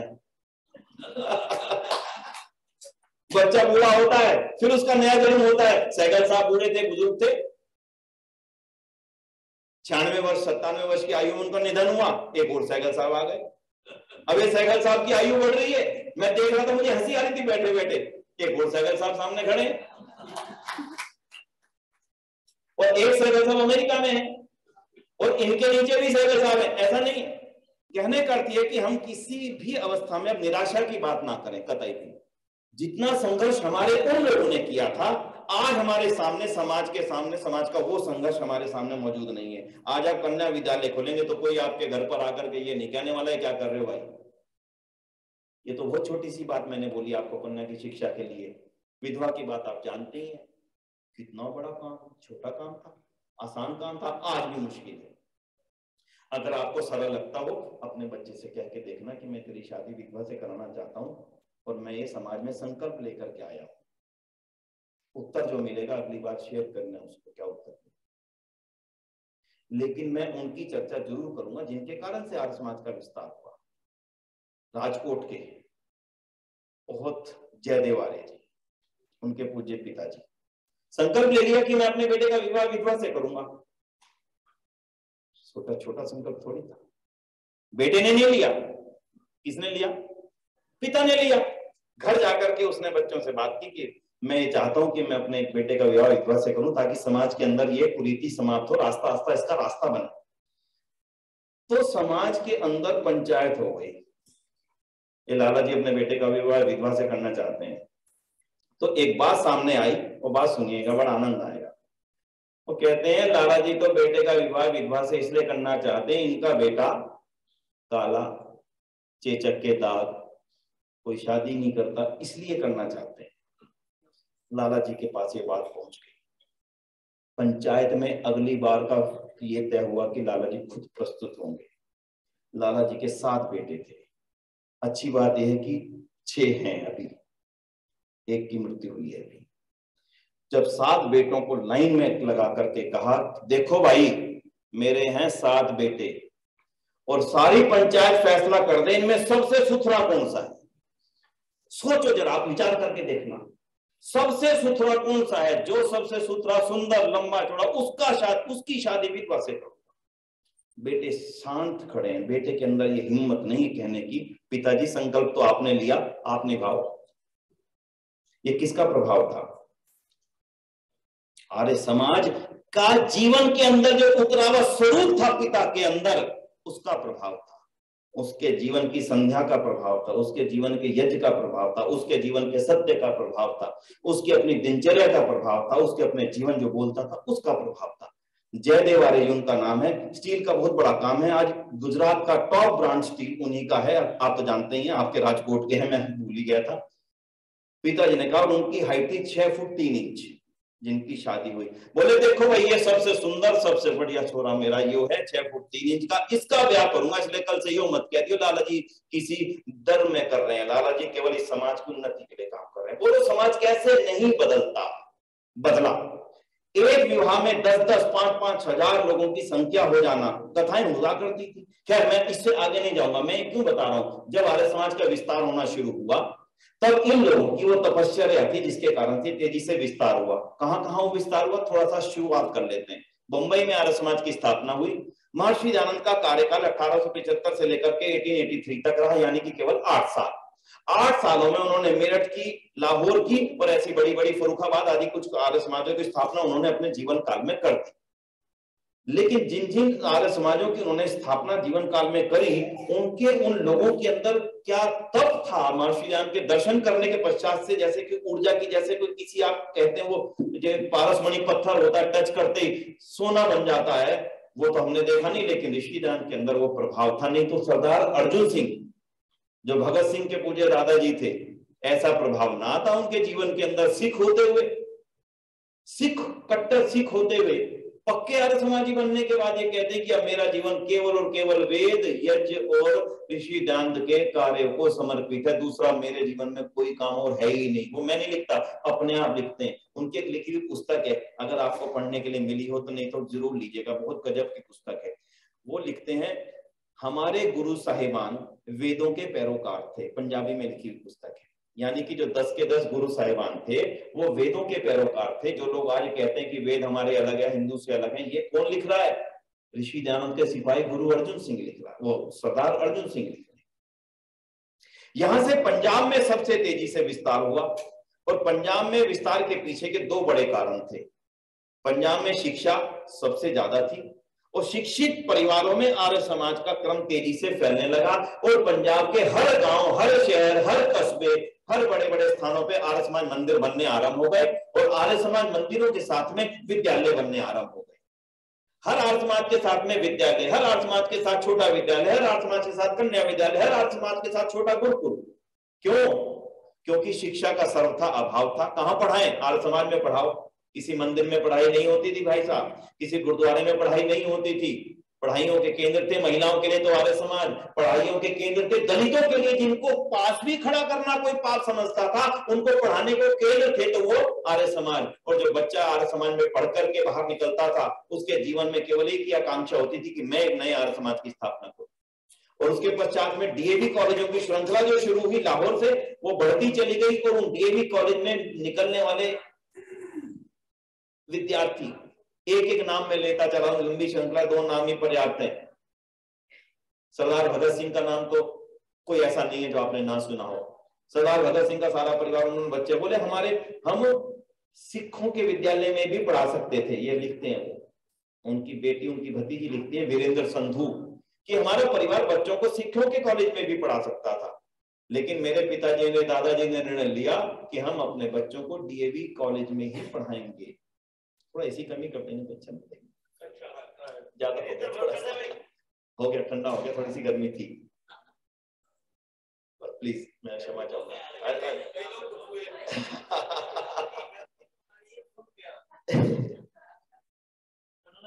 हो गया। जैसे जैसे पंजाब में आर्य समाज तेजी से बढ़ने लगा, तो आर्य समाज के अन्य जो विचारधारा, अन्य जो काम थे वो तेजी से बढ़ने लगे। वो अन्य कामों को एक एक करके छोटा सा सुनिएगा। सबसे पहले आर्य समाज ने एक बड़ा प्रहार किया। वो आर्य समाज का प्रहार था ईसाई जगत की उस कुत्सित कानून पर। भारत के अंदर एक कानून था, भारत के अंदर कानून था अंग्रेजी सत्ता में, अगर कोई अनाथ हो जाता है बच्चा, तो उस अनाथ बच्चे का नेचुरल फादर होता है। अब बात समझे कि नहीं? पादरी होता है, जिसको फादर बोला जाता है। तो कानून ये कहता था, अगर कोई बच्चा अनाथ हो गया तो वो ऑटोमेटिकली वो चर्च के फादर का बेटा हो गया और उसको चर्च द्वारा संचालित अनाथालय में ले जाया जाता था, तो नेचुरली उसने फिर ईसाई बनना था। महर्षि दयानंद ने देखा, अरे ये क्या गजब, हमारा बच्चा अनाथ होने पर ईसाई बन जाए, इतना सरल। फिरोजपुर में आर्यनाथालय की स्थापना हो गई। उस समय तक कानून की बाधा नहीं थी। फिर लाला लाजपत राय ने जब अपने घर के अंदर आर्य समाज खोला तो कानून तुड़वा के खोला, उनको अनुमति नहीं थी। जब कांगड़ा में भूकंप आया तब जो बच्चे अनाथ हो रहे थे, लाला लाजपत राय ने कहा कि इनको हम अपनाना चाहते हैं, कानून बाधा आ गया। कानून कहता था नहीं अपना सकते, आपको अधिकार नहीं है। उन्होंने केस लड़ा, केस में फैसला हुआ कि अगर हिंदू बच्चा होगा अनाथ तो पहले हिंदू अनाथालय को दिया जाएगा, अगर वो मना करता लेने से केवल तब क्रिश्चियन अनाथालय को दिया जाएगा। क्या और कोई विचारधारा इस बात को सोच नहीं सकती थी आर्य समाज के अलावा? क्यों नहीं किसी और ने सोचा? क्यों केवल आर्य समाज ने सोचा कि हमारे बच्चे ईसाई ना बने? यही विशेषता थी उस समय के आर्य समाज की। बन गया। अब लाला जी से पूछा आपके अनाथालय है कहाँ?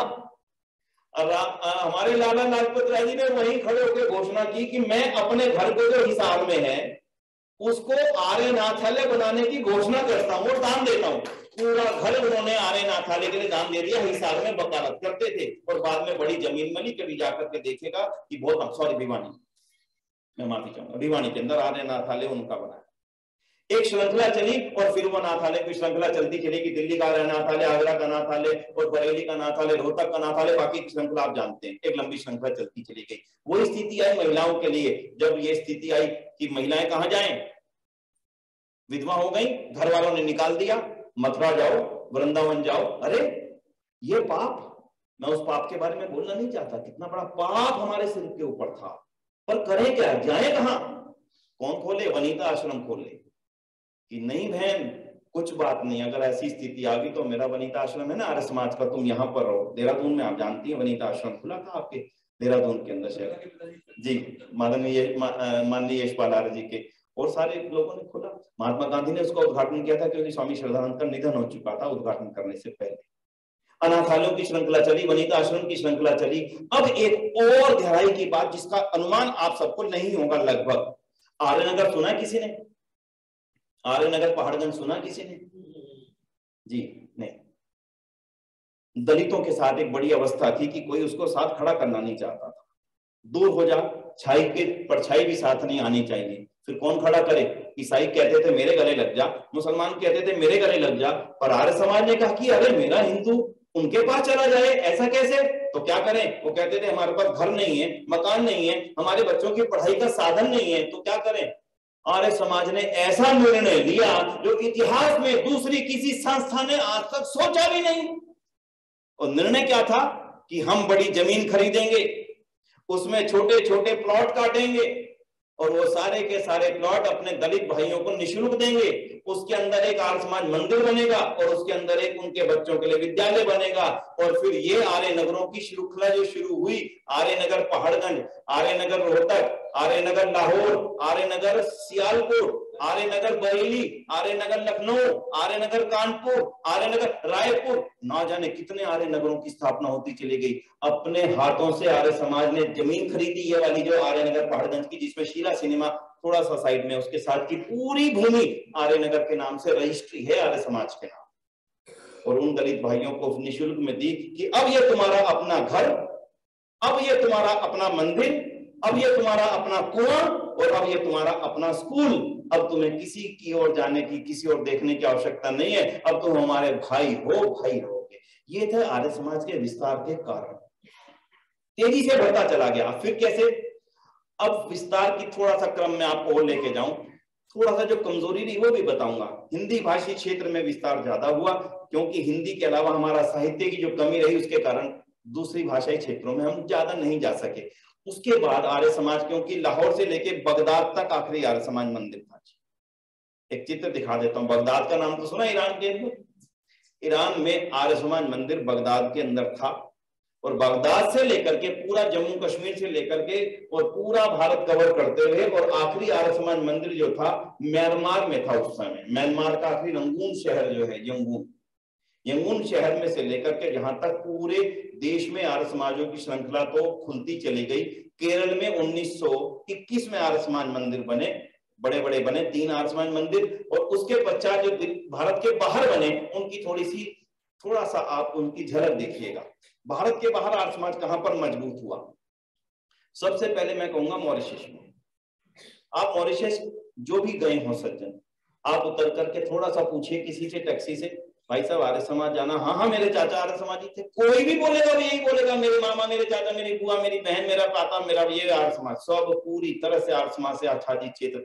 मॉरिशस के अंदर 450 आर्य समाज के भवन है, केवल 12 लाख की आबादी है, छोटी सी आबादी है 12 लाख, और आर्य समाज के भवन है वहां पर 450, यानी मंदिर है, स्कूल हैं, कॉलेज हैं, बड़े बड़े कॉलेज हैं, अनाथालय हैं, महिलाओं के लिए, अनाथों के लिए, ये सब चीजें पूरी दुनिया में हर जगह। इसके बाद एक दूर देश चलते हैं लेकर के आपको, दक्षिण, जिसको प्रशांत महासागर कहते हैं, ऑस्ट्रेलिया, न्यूजीलैंड और फिजी।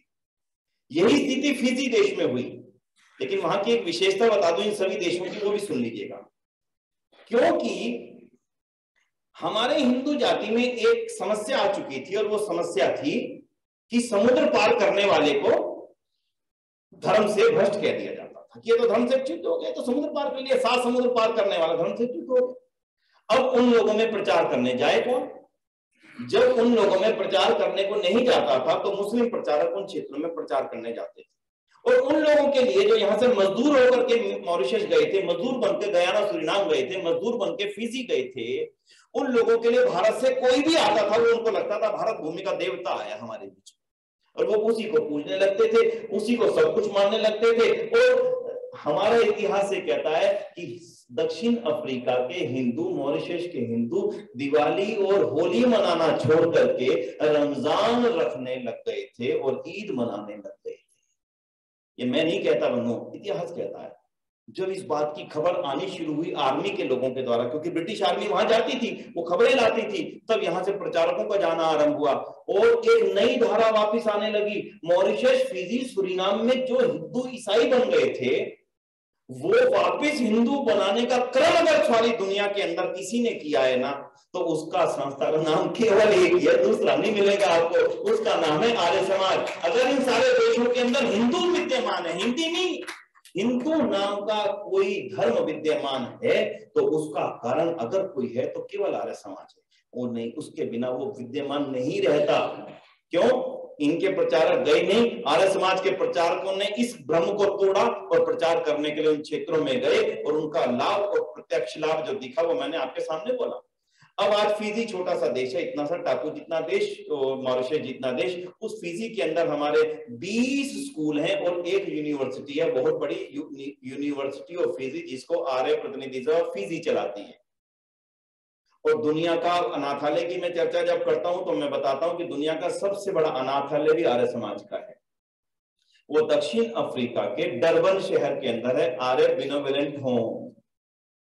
लगभग 70 एकड़ में वो बना हुआ है, 70 एकड़ में, और वो दुनिया का सबसे बड़ा, अगर कोई भारत से व्यक्ति जाता, अटल बिहारी वाजपेयी जी गए तो जैसे इंडिया गेट के दर्शन करने जाते हैं लोग, वो वहां पर उस अनाथालय को देखने के लिए जाते हैं, और जो भी अपने बनकर डोनेशन देने जाते हैं, चाहे अमिताभ बच्चन जी जाए, चाहे कोई बड़े से बड़ा व्यक्ति जाए, वो भी आर्य समाज की देन थी। उन्हीं अनाथ बच्चों को क्रिश्चियन मिशनरियां क्या बनाती थी, बस उसी को रोकने का काम भारत में नहीं किया, उन दूर देशों में जाकर के वो काम किया आर्य समाज ने। और उसके पश्चात में सुरीनाम दक्षिण अमेरिकी देश है। अगर आपने नक्शे को देखा हो तो अमेरिका के नीचे जो दक्षिण अमेरिका है उसके टॉप पर 4 कंट्रीज हैं, Dutch Guyana, French Guiana, British Guyana और ट्रिनिडाद, वेस्ट इंडीज जिसको आप बोलते हैं, क्रिकेट की टीम है उनकी बहुत अच्छी, वेस्ट इंडीज की। इन सभी देशों के अंदर आर्य समाज की आज पर्याप्त मात्रा में मौजूदगी है, अच्छे अच्छे बड़े भवन हैं, और कहीं कहीं तो कट्टरता इतनी अधिक है, मुझे कभी कभी आता भी है तो कट्टरता इतनी अधिक है, उसको हो सकता है आप अन्यथा ना लें। वो कहते हैं हम आर्य समाज में श्री राम के नारे क्यों लगाएं? अरे जब वो अपने मंदिर में ऋषिदान की जय के नारे नहीं लगाते तो हम आर्य समाज में श्री राम की जय के नारे नहीं लगाएंगे।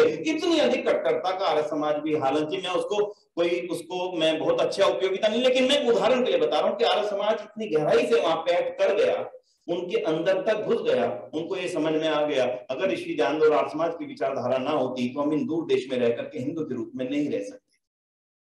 तो ये तो एक छोटा सा, और उसके पश्चात में अमेरिका की बात करते चले। अमेरिका के बारे में बड़ी बात प्रसिद्ध है कि स्वामी विवेकानंद जी सबसे पहले अमेरिका गए, ठीक है, कोई ज्यादा बड़ी इसमें गलती भी नहीं है। लेकिन उसी समय आर्य समाज के प्रचारक भी भगत राम सहगल भी उस समय अमेरिका में गए पुस्तकें लेकर के आर्य समाज की, वो प्रसिद्ध नहीं हो सके, वो कारण अलग है। और उन्होंने वहां जो प्रचार किया उसका परिणाम सोचिएगा क्या था। उसका परिणाम ये हुआ कि अमेरिका के वासियों में से 2 लोगों ने अपने 2 बच्चों को गुरुकुल कांगड़ी में पढ़ने के लिए भेजा, जो अंग्रेज बच्चे थे। आप प्रभाव का अनुमान लगा सकते हैं उस समय कि गुरुकुल में पढ़ेंगे मेरे बच्चे। वो बात अलग है कि 3 साल पढ़ करके वो बच्चे लंबे समय तक भारत में नहीं रह सके, वो एक क्रम टूट गया, वो एक अलग चीज है। लेकिन मैं उसके प्रभाव का बात आपको बताता हूँ। अब मैं आपसे इन बातों को बता क्यों रहा हूं, क्या कारण है? केवल इतिहास बताना क्या? ना, मेरा इतिहास बताना सुनाना केवल कारण नहीं है। अब मैं केवल क्यों बता रहा हूं वो जरूर सुन लीजिएगा, नहीं तो अंत में आप जाके कहेंगे ये तो पहले बताते तो विचार भी करते। अब आप लोग ये विचार करें कि पहले कोई तो गया होगा मॉरिशस में आर्य समाज का प्रचार करने के लिए, कोई तो जरूर गया होगा। तो आज मैं और आप कौन कौन इस बारे में विचार कर सकते हैं कि दुनिया के अभी 37 देशों में आर्य समाज है, 150 देशों में नहीं। और उन देशों में जाने का क्रम कोई व्यक्ति ही करेगा, रोबोट तो नहीं जाएगा। आप और हम इस समय लगभग, जो मैं यहां पर बैठी हुई संख्या देख रहा हूं, लगभग 80% संख्या लगभग उन लोगों की है जो अपने जीवन की बेसिक जिम्मेदारियों को पूरा कर चुके हैं। आप मन बनाइए, घर में रहने का स्थान अब समय नहीं तो लगेगा कि ऋषिदान की जिम्मेदारी को मेरे दादा ने तो पूरा किया था, पिता ने तो पूरा किया था, मैं शायद पूरा नहीं कर पा रहा। आनंद आपके बच्चों को भी आएगा आपके घर से जाने में। और जब कुछ समय बाद आप घर आएंगे तो आपको भी कुछ समय रहने में आनंद आएगा। हमेशा रहने का वो आनंद नहीं है। समय निकालिए, वानप्रस्थ हो जाइए कि मैं 3 महीने के लिए फिजी जाऊंगा, एक घर में जाऊंगा, प्रचार करूंगा। मैं नागालैंड गया, मैं उदाहरण क्यों देता हूँ। नागालैंड में जाकर के मैंने 4 अंग्रेज के एक परिवार के 4 लोग थे, बेटा बेटी, मदर और फादर। मैं ये हैरान था कि नागालैंड कोई घूमने का स्थान नहीं है, एक गांव के अंदर 4 लोग आए हुए हैं। मैं हैरान था, मैंने कहा यार ये घूमने की जगह तो है नहीं, यहाँ पर कुछ देखने के लिए नहीं, कुछ भी मतलब कुछ देखने के लिए नहीं है वहां पर। फिर ये क्यों आए, पता किया, वहां एक चर्च है। उस चर्च ने धार्मिक टूरिज्म चालू किया हुआ है।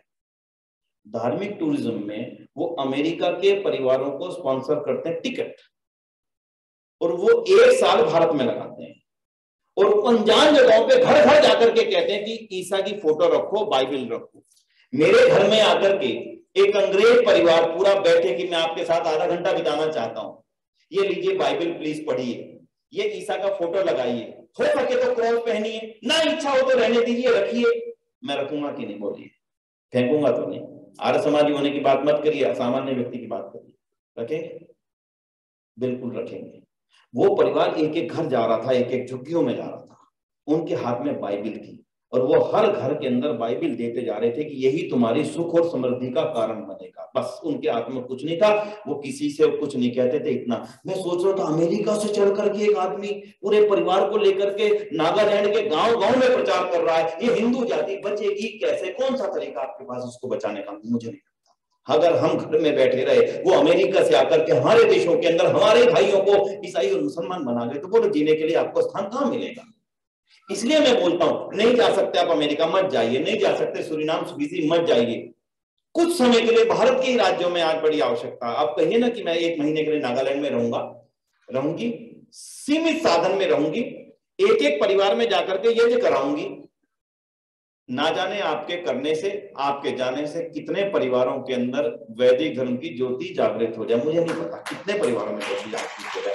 आखिर आपके परिवार को भी किसी ने आर्य समाज के साथ जोड़ा होगा, अपने आप नहीं जुड़ा कोई ने, किसी ने जोड़ा, किसी गुरुकुल ने जोड़ा, किसी स्कूल ने जोड़ा, किसी टीचर ने जोड़ा। क्या थोड़ा सा और आगे चल पड़ते हैं। तो मेरा निवेदन है, मेरी बात को सुनने के बाद अपने मन में भाव पैदा कीजिए कि हाँ मुझे कुछ करना है, तब तो मेरे इस इतिहास सुनाने का लाभ है। अब एक इतिहास की ऐसी घटना जरूर आपके सामने रखूंगा। महती मन बना रही है, पक्का मन बना लीजिए, चिंता ना करिएगा, पूरी व्यवस्था हम करेंगे, ऐसा नहीं है। वहां आपके रहने की, भोजन की व्यवस्था हमारी। सुबह उठिए, तैयार होइए और चल पड़िए एक एक घर के अंदर। वो लोग इंतजार कर रहे हैं आपका, हमने जाना छोड़ दिया, दूसरे उनके घरों के अंदर चले गए। एक नाम आपको सुनाता हूं, बड़ा आनंद आएगा कैसे आर्य समाज के साथ एक ऐसा काम जुड़ गया। आप में से किसी को मालूम है सेब की खेती भारत में किसने शुरू की? एप्पल, जो आप खाते हैं बड़े चाव से daily, an apple a day. हाँ जी, आप में से मालूम था किसी को? तो समझ लीजिएगा ये भी आर्य समाज की विशेषता है कि भारत के अंदर एप्पल लाने का श्रेय भी आर्य समाज को ही है।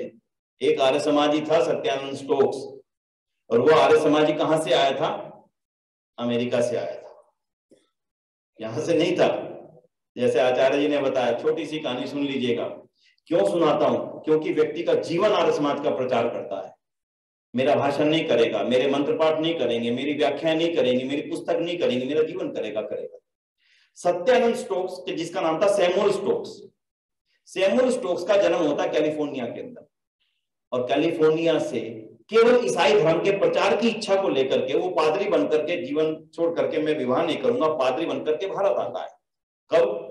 1900 में आसपास भारत आकर के वो बंबई उतरता है, और बंबई में उसको गर्मी लगती है, क्योंकि अमेरिका से आया था तो गर्मी थी। उसने अपने जो सीनियर थे उनसे कहा कि मुझे कोई ठंडे स्थान बता दीजिए, मैं वहां प्रचार कार्य करूंगा। बोले ठीक है, आप हिमाचल जाइए। हिमाचल का जिम्मा उनको देकर के और लेप्रोसी मिशन की उसको कमांड देकर के हिमालय में भेज दिया, और इन्होंने शिमला जाकर के अपना स्थान बना लिया। शिमला जाकर के जब स्थान बनाया तो वहां पर एक प्लेग का एक वो दौर चल गया, जब प्लेग फैल गया। जब प्लेग फैल गया तो इनके लिए तो वो एक अपॉर्चुनिटी थी। प्लेग फैलेगा, हम दवाई देंगे, उसको कहेंगे ईसा ने भिजवाई है दवाई, तो क्रिश्चियन बन जा। तो उनके लिए तो अपॉर्चुनिटी थी, उनका चलो भी सेवा के लिए चल पड़ो। तो सैमुअल स्टोक लिखते हैं कि मैं जब सेवा कार्य कर रहा था तो हम घरों में जाते थे, देखते थे बीमार है, उसको दवाई देते थे, परिवार को कहते थे ईसा का नाम लो, क्रॉस पहनो, बाइबल रखो अपने घर में, ठीक हो जाएगा। जो ठीक हो जाता था हमारे दवाई देने से, वो समझता था ईसा ने ठीक किया है, ईसाई बन जाता था, और हमारी संख्या दिनों दिन ऐसे अनेक कारणों से बढ़ रही थी। बोले एक घर में जब मैं गया तो मैंने देखा कि एक बीमार आदमी अकेला पड़ा है। फिर हमारे साथियों ने कहा कि इनके घर में तो सब इसको छोड़ के जा चुके हैं और ये मर जाएगा, ये तो मर जाएगा, बाकी सब छोड़ के जा चुके, तो ईसाई कौन बनेगा? छोड़ो किसी और घर में चलते हैं। ईसाई बनने वाले होने चाहिए ना वहां पर, ये तो नहीं बनेगा। चले गए छोड़ करके। शाम को पता लगा कि जिस घर को छोड़ करके आए थे उसको एक व्यक्ति ने ठीक कर दिया है। वो कहते कैसा ठीक कर दिया? वो तो ठीक होने लायक नहीं था। पता लगा महात्मा हंसराज जी के गांव में जन्मा एक पंडित रुलिया राम। पंडित रुलिया राम जी की टोली भी यार उनका सेवा भाव करती हुई, सेवा कार्यों को करती हुई घूम रही थी। जब वो पंडित रुलिया राम उनके घर पर पहुंचते, सुनिएगा अपने आप में, आप ये मत सोचिएगा कि मैं तो पढ़ा लिखा नहीं हूं, मैं तो वेद का ज्ञाता नहीं हूं, मैं कैसे आर्य समाज का प्रचार करूंगा। पंडित रुलिया राम भी को बहुत बड़े विद्वान नहीं थे, सेवा की भावना गजब के मन में थी। देखा अरे कमाल, ये तो उसके गले में बहुत बड़ी गिल्टी थी, यहाँ पर आपने सुनी होगी। सुन का गिल्टी देख करके कहा, डॉक्टर को बोला, बोले नहीं है, खत्म है डॉक्टर, तो क्या करें? हम करेंगे। चाकू छुरी कुछ ना मिला,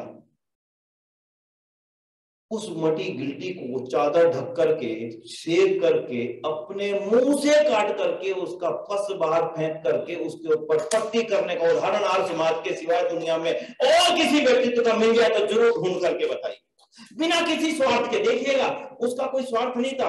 सैमुअल सोचता है हम तो स्वार्थ के कारण सेवा कर रहे थे, आखिर इसको कौन सी बात प्रेरणा दे रही थी? इसको पैसा मिलने वाला नहीं था, इसको कहीं से कोई इस तरह का प्रेशर नहीं था कि तुम इन लोगों को ईसाई बनाओ। इसके मन में कौन सी भावना काम कर रही है जानना चाहिए। मिलने के लिए पहुंच गया, बातचीत करी, आगे बढ़ती गई। बोला मेरे जीवन में तो केवल ये सत्यार्थ प्रकाश है जिसके कारण से मेरे जीवन में भाव पैदा हो पाए। क्या मैं पढ़ सकता हूँ? क्यों नहीं पढ़ सकते, मंगवा करके दूंगा।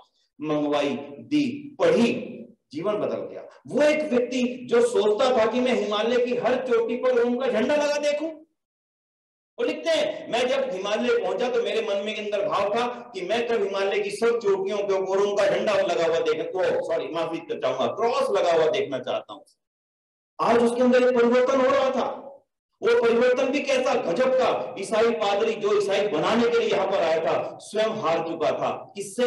ऋषिदान की विचारधारा से, ऋषिदान के एक सेवक से, ऋषिदान की एक ऐसी कृपा से जिसके कारण से एक पंडित रुलिया राम के अंदर सेवा का भाव बढ़ चुका था। बोले पंडित जी मैं जीवन बदलना चाहता हूँ, मैं अपना धर्म बदलना चाहता हूँ, मैं हिंदू बनना चाहता हूँ, आर्य बनना चाहता हूँ। बोले बनिए ना। तो कहते मैं नाम क्या रखूं? बोले जैसे आपकी इच्छा। तो बोले क्योंकि मैं सत्यार्थ प्रकाश पढ़ करके आर्य समाजी बना हूं, आर्य बना हूं, इसलिए मैं अपना नाम सत्यानंद रखना चाहता हूं, क्योंकि सत्य को पढ़ करके मैं बना हूं। तो सत्यानंद आर्य नाम रख लिया। 3 दिन बाद फिर से आए, बोले मैं एक परिवर्तन चाहता हूं। बोले क्या? बोले मैं स्टोक्स रखना चाहता हूं, आर्य नहीं रखना चाहता। बोले क्यों? बोले लोग पूछेंगे नहीं। अगर मेरे नाम के आगे सत्यानंद स्टोक्स लिखा होगा तो लोग पूछेंगे कि पंडित जी ये सत्यानंद स्टोक्स का क्या मतलब, तब मैं बताऊंगा कि मैं ईसाई था और अब आर्य बन गया हूं। लेकिन मेरे पिताजी की पहचान मैंने नहीं छोड़ी है। उनकी माता जी ने जो ओटिस कंपनी है, आपकी तो डिफेंस कॉलोनी में बहुत बिल्डिंग्स में ओटिस की लिफ्ट लगी होगी, तो ओटिस एंड स्टोक्स ये कंपनी थी अमेरिका की, कैलिफोर्निया की, उस कंपनी के मालिक थे उनके पूज्य पिताजी। उनकी माता जी ने कहा जब तूने अमेरिका वापस आना नहीं तो तू शिमला में जगह खरीद ले। तो शिमला में सारा पैसा, उनकी संपत्ति जो उनका हिस्सा बनता था वो शिमला में भेजा। 200 एकड़ की जगह खरीद के कैलिफोर्निया का बीज आया और उसी सेब की खेती करके उन्होंने पूरे हिमाचल में वो सेब फैलाया। आज अब घर जाकर के आप भोजन यही है, तो भोजन करने के बाद जब आप घर जाएंगे तो मोबाइल पे जरूर देखिएगा सेब का भारत में लाने वाला। मेरी बात गलत निकले तो अगली बार मत कहना। वो सेब को फैलाने वाला और फिर वो व्यक्ति आर्य समाज का जिस प्रकार से प्रचारक बना और अपने घर में यज्ञशाला बनाई। आज उस यज्ञशाला की फोटो में अभी भाई साहब को भेजूंगा, अजय जी को, वो आपके ग्रुप में भेजेंगे। इतनी सुंदर यज्ञशाला लकड़ी की आज भी शिमला के अंदर विद्यमान है। उनके घर के अंदर बहुत बड़ा घर है। विद्या स्टोक्स, आपने नाम जरूर सुना होगा। विद्या स्टोक्स कांग्रेस की बहुत बड़ी लीडर थी। उनका पूरा का पूरा परिवार, लेडी थी विद्या स्टोक्स, उनकी बहू थी। वो अपने घर के 5 बच्चे थे, सत्यानंद बन के सब बच्चों के नाम बदले, सब बच्चों के ईसाई नाम से हिंदू नाम रखे, अपने घर में यज्ञशाला बनाई। और नियम क्या बनाया वो सुनिएगा, मजेदार नियम था। यज्ञशाला में यज्ञ करने के पश्चात भोजन बनना शुरू होगा, खाया नहीं जाएगा। बोले बन गया तो कोई खा जाएगा। इसलिए यज्ञशाला में यज्ञ होने के पश्चात ही घर की माता भोजन बनाने बैठेगी, उससे पहले बनाएगी नहीं। जब बनेगा नहीं तो खाएगा कैसे कोई। और ये नियम लगातार उनके जीवन के बाद लंबे समय तक चलता रहा। यज्ञशाला अभी भी विद्यमान है। बहुत ही कमाल की आर्टिस्ट बोली कारीगरी के साथ में लकड़ी की बहुत सुंदर यज्ञशाला बनाई हुई है। स्कूल बनाया, गरीबों के लिए स्कूल बनाया, एक आर्य समाज मंदिर बनाया, यज्ञशाला बनाई और पूरे जीवन पर प्रचार। किसका कारण था? मुझे कौन कारण था? केवल, और कोई नहीं। अब एक चीज और छोटी सी बोल करके, मुझे मालूम नहीं, मैं भाई माफ करना, मैं आपकी शक्ल देख रहा हूँ, मैं टाइम भी देख लूंगा है अभी, ज्यादा दूर नहीं, ज्यादा दूर नहीं गया मैं, निकट ही हूँ, ज्यादा दूर नहीं। ये तो मैंने एक उदाहरण आपको इसलिए दिया ताकि आप उस समय के लोगों के जीवन का आम व्यक्ति के ऊपर प्रभाव देख सकते हैं, किस कदर प्रभाव था। एक व्यक्ति केनिया में गए जो जिनका नाम था मेहता। क्या नाम था ना? जय मेहता के दादा, आपने नाम बिल्कुल ठीक पकड़ा है, जूही चावला जी के ससुर। वो गए केनिया में और आर्य समाज का जो प्रभाव भारत में चल रहा था, काम वो केनिया में भी चल रहा था। तो केनिया में एक छोटा सा कमरा लेके नैरोबी के अंदर लड़कियों को पढ़ाने का काम चल रहा था। वो लड़कियों के पढ़ाने के काम, अरे ये लड़कियां यहाँ पे इकट्ठी हैं क्या, वो कैसे? उन्होंने पूछा क्या है बोला, बोले हम कन्याओं को पढ़ाते हैं। लड़कियों को पढ़ाते हो? कौन लोग हो आप? बोले हमारे समाज के लोग हैं, हमें आदेश है कि बच्चियों को पढ़ाओ, लड़कियों को पढ़ाओ। इतनी सी जगह में? बोले जितना हमारे पास साधन है उतने में पढ़ाते हैं। अगले दिन आए गाड़ी लेकर के, बोले मैं आपको 20 एकड़ जमीन दान देना चाहता हूं। शर्त एक है कि आप 1 साल के अंदर इस पे विद्यालय खड़ा करेंगे। आर्य समाजी लग गए, जैसे आज अजय जी लिस्ट बना के लगे हुए थे कि भैया खर्चा लाओ खर्चा लाओ। पहले अपना दिया, फिर दूसरे से मांगा, तीसरे से मांगा। 1 साल के अंदर कन्या महाविद्यालय खड़ा कर दिया नैरोबी के अंदर। और उन्होंने कहा अगर आप 1 साल में कन्या महाविद्यालय खड़ा कर देंगे तो मैं 20 एकड़ जमीन और दान दूंगा नैरोबी के अंदर। अपना वादा निभाया, 20 एकड़ जमीन और दान दी। वहां पर भी 3 विद्यालय आज भी चल रहे। नैरोबी के अंदर 5 विद्यालय इस समय आत्मा के चलते हैं। फिर वो युगांडा गए, कंपाला नगर के अंदर। कंपाला में कहा अगर आप आर्य समाज का काम यहाँ करना चाहते हो तो 20 एकड़ जमीन यहाँ दूंगा। फिर उन्होंने 20 एकड़ जमीन कंपाला के अंदर दान दी और बड़ा शानदार विद्यालय, आज इतना शानदार ऐसा लगता है विश्वविद्यालय का भवन है। लगभग जमीन से लगभग 23-24 फुट ऊंचे बिल्डिंग शुरू होती है उसकी। आज मतलब आप इससे अनुमान लगा सकते हैं, रोड टॉप बिल्डिंग उन्होंने बनाई। वहां पे आर्य समाज का काम शुरू हो गया। आर्य समाजी नहीं थे, कतई भी नहीं थे, लेकिन प्रभाव आर्य समाज के कार्यों का देख करके जीवन बदल गया और सारा कुछ उन्होंने। उसके बाद तो एक दान की तो एक लंबी श्रृंखला नहीं जाता उस तरफ, थोड़ा सा और सुन लीजिएगा। छत्तीसगढ़ की बात बताता हूं आपको। छत्तीसगढ़ में एक सज्जन थे राउत तिलाराम। उन्होंने देखा छत्तीसगढ़ के रायपुर के अंदर कन्याओं को पढ़ाया जा रहा। अरे कन्याओं को पढ़ाने का काम करते हो आप लोग? हाँ, तो कुछ बड़ा काम करो ना। बोले हमारे पास साधन नहीं है, जितना है इतना करते हैं। उस व्यक्ति ने 1920 के अंदर आर्य समाज को शायद दुनिया का सबसे बड़ा दान दिया था। 2600 एकड़ भूमि, 2600 बीघे, मैं भूल नहीं रहा हूं, चिंता ना करिएगा। 2600 एकड़ भूमि रायपुर के अंदर छत्तीसगढ़ में दान की, केवल कन्याओं की शिक्षा के लिए। क्यों दी? क्योंकि आर्य समाज वो काम कर रहा था जिसको चाहते तो सब थे, करने का साहस किसी के अंदर नहीं था आर्य समाज के सिवाय। यही कारण था, दान देने वाले खूब लोग थे, करने वाला आर्य समाज जी। 2600 एकड़ 26 है, तो मेरे ख्याल से तो इतनी नहीं होगी डिफेंस कॉलोनी, 2600 एकड़ नहीं होगी, बहुत बड़ी 2600 एकड़। तो खैर मैं अब इस तरफ नहीं जाता हूं, क्यों? मैंने आपको केवल इसलिए बताया, दुनिया में जब आर्य समाज फैला तो आर्य समाज के कार्यों के कारण से फैला, आर्य समाजियों के तप के कारण से फैला, आर्य समाजियों के अपने जीवन की सच्चाई के कारण से फैला। मैं अभी नाम ही पूछ रहा था अजय जी से, माननीय स्वामी जी महाराज जिनके आप सुपुत्र हैं भाई आनंद जी, उनके मैं जब यहाँ पर आकर के बैठा, मैंने जूते नहीं पहने थे, मैंने सोचा जूते नहीं पहने, तो यहाँ करके देखा सबने पहने थे, भाई साहब ने कहा ले आओ, मैं कहा नहीं अब नहीं अच्छा लगता। उन्होंने ये छोटा सा ये टुकड़ा कालीन का मंगवाया कि भैया आप इसके नीचे पैर रखें, कोई बात नहीं, लेकिन उनके अंदर ये जो मानवीय भावना चल रही है, ये मानवीय भावना में अंदर बैठा कल्पना कर रहा था, इनकी दी हुई नहीं है, इनके पूज्य पिताजी के संस्कार, इनके पूज्य दादाजी के संस्कार, उसका परिणाम है कि उनके अंदर ये मानवीय भाव चल रहा है। तो मेरे जैसे व्यक्ति के लिए वो क्यों कहते ले आओ, बैठा हूं तो बैठा हूं, कोई ऐसी बात तो नहीं थी, लेकिन मैं विचार कर रहा था ये संस्कार आखिर पैदा कहां से हुए? ये पैदा ऋषि दान की प्रेरणा और कृपा का परिणाम है, इसको अपना सौभाग्य मान के चलिएगा। यही तो मेरे जीवन का सौभाग्य और मेरे जीवन का सौभाग्य है क्या? बस किसी को आगे बढ़ाइएगा। एक और नाम आज आपको बताऊंगा जो आपको लगेगा नहीं विनय जी गलत कर रहे हैं, जिया उल हक, नाम सुना जी? अगर मैं आपसे ये कहूं कि जिया उल हक के पूज्य पिताजी आर्य समाज के सन्यासी बन गए थे, तो अजीब लगेगा ना? ये एक बहुत बड़ी सच्चाई है।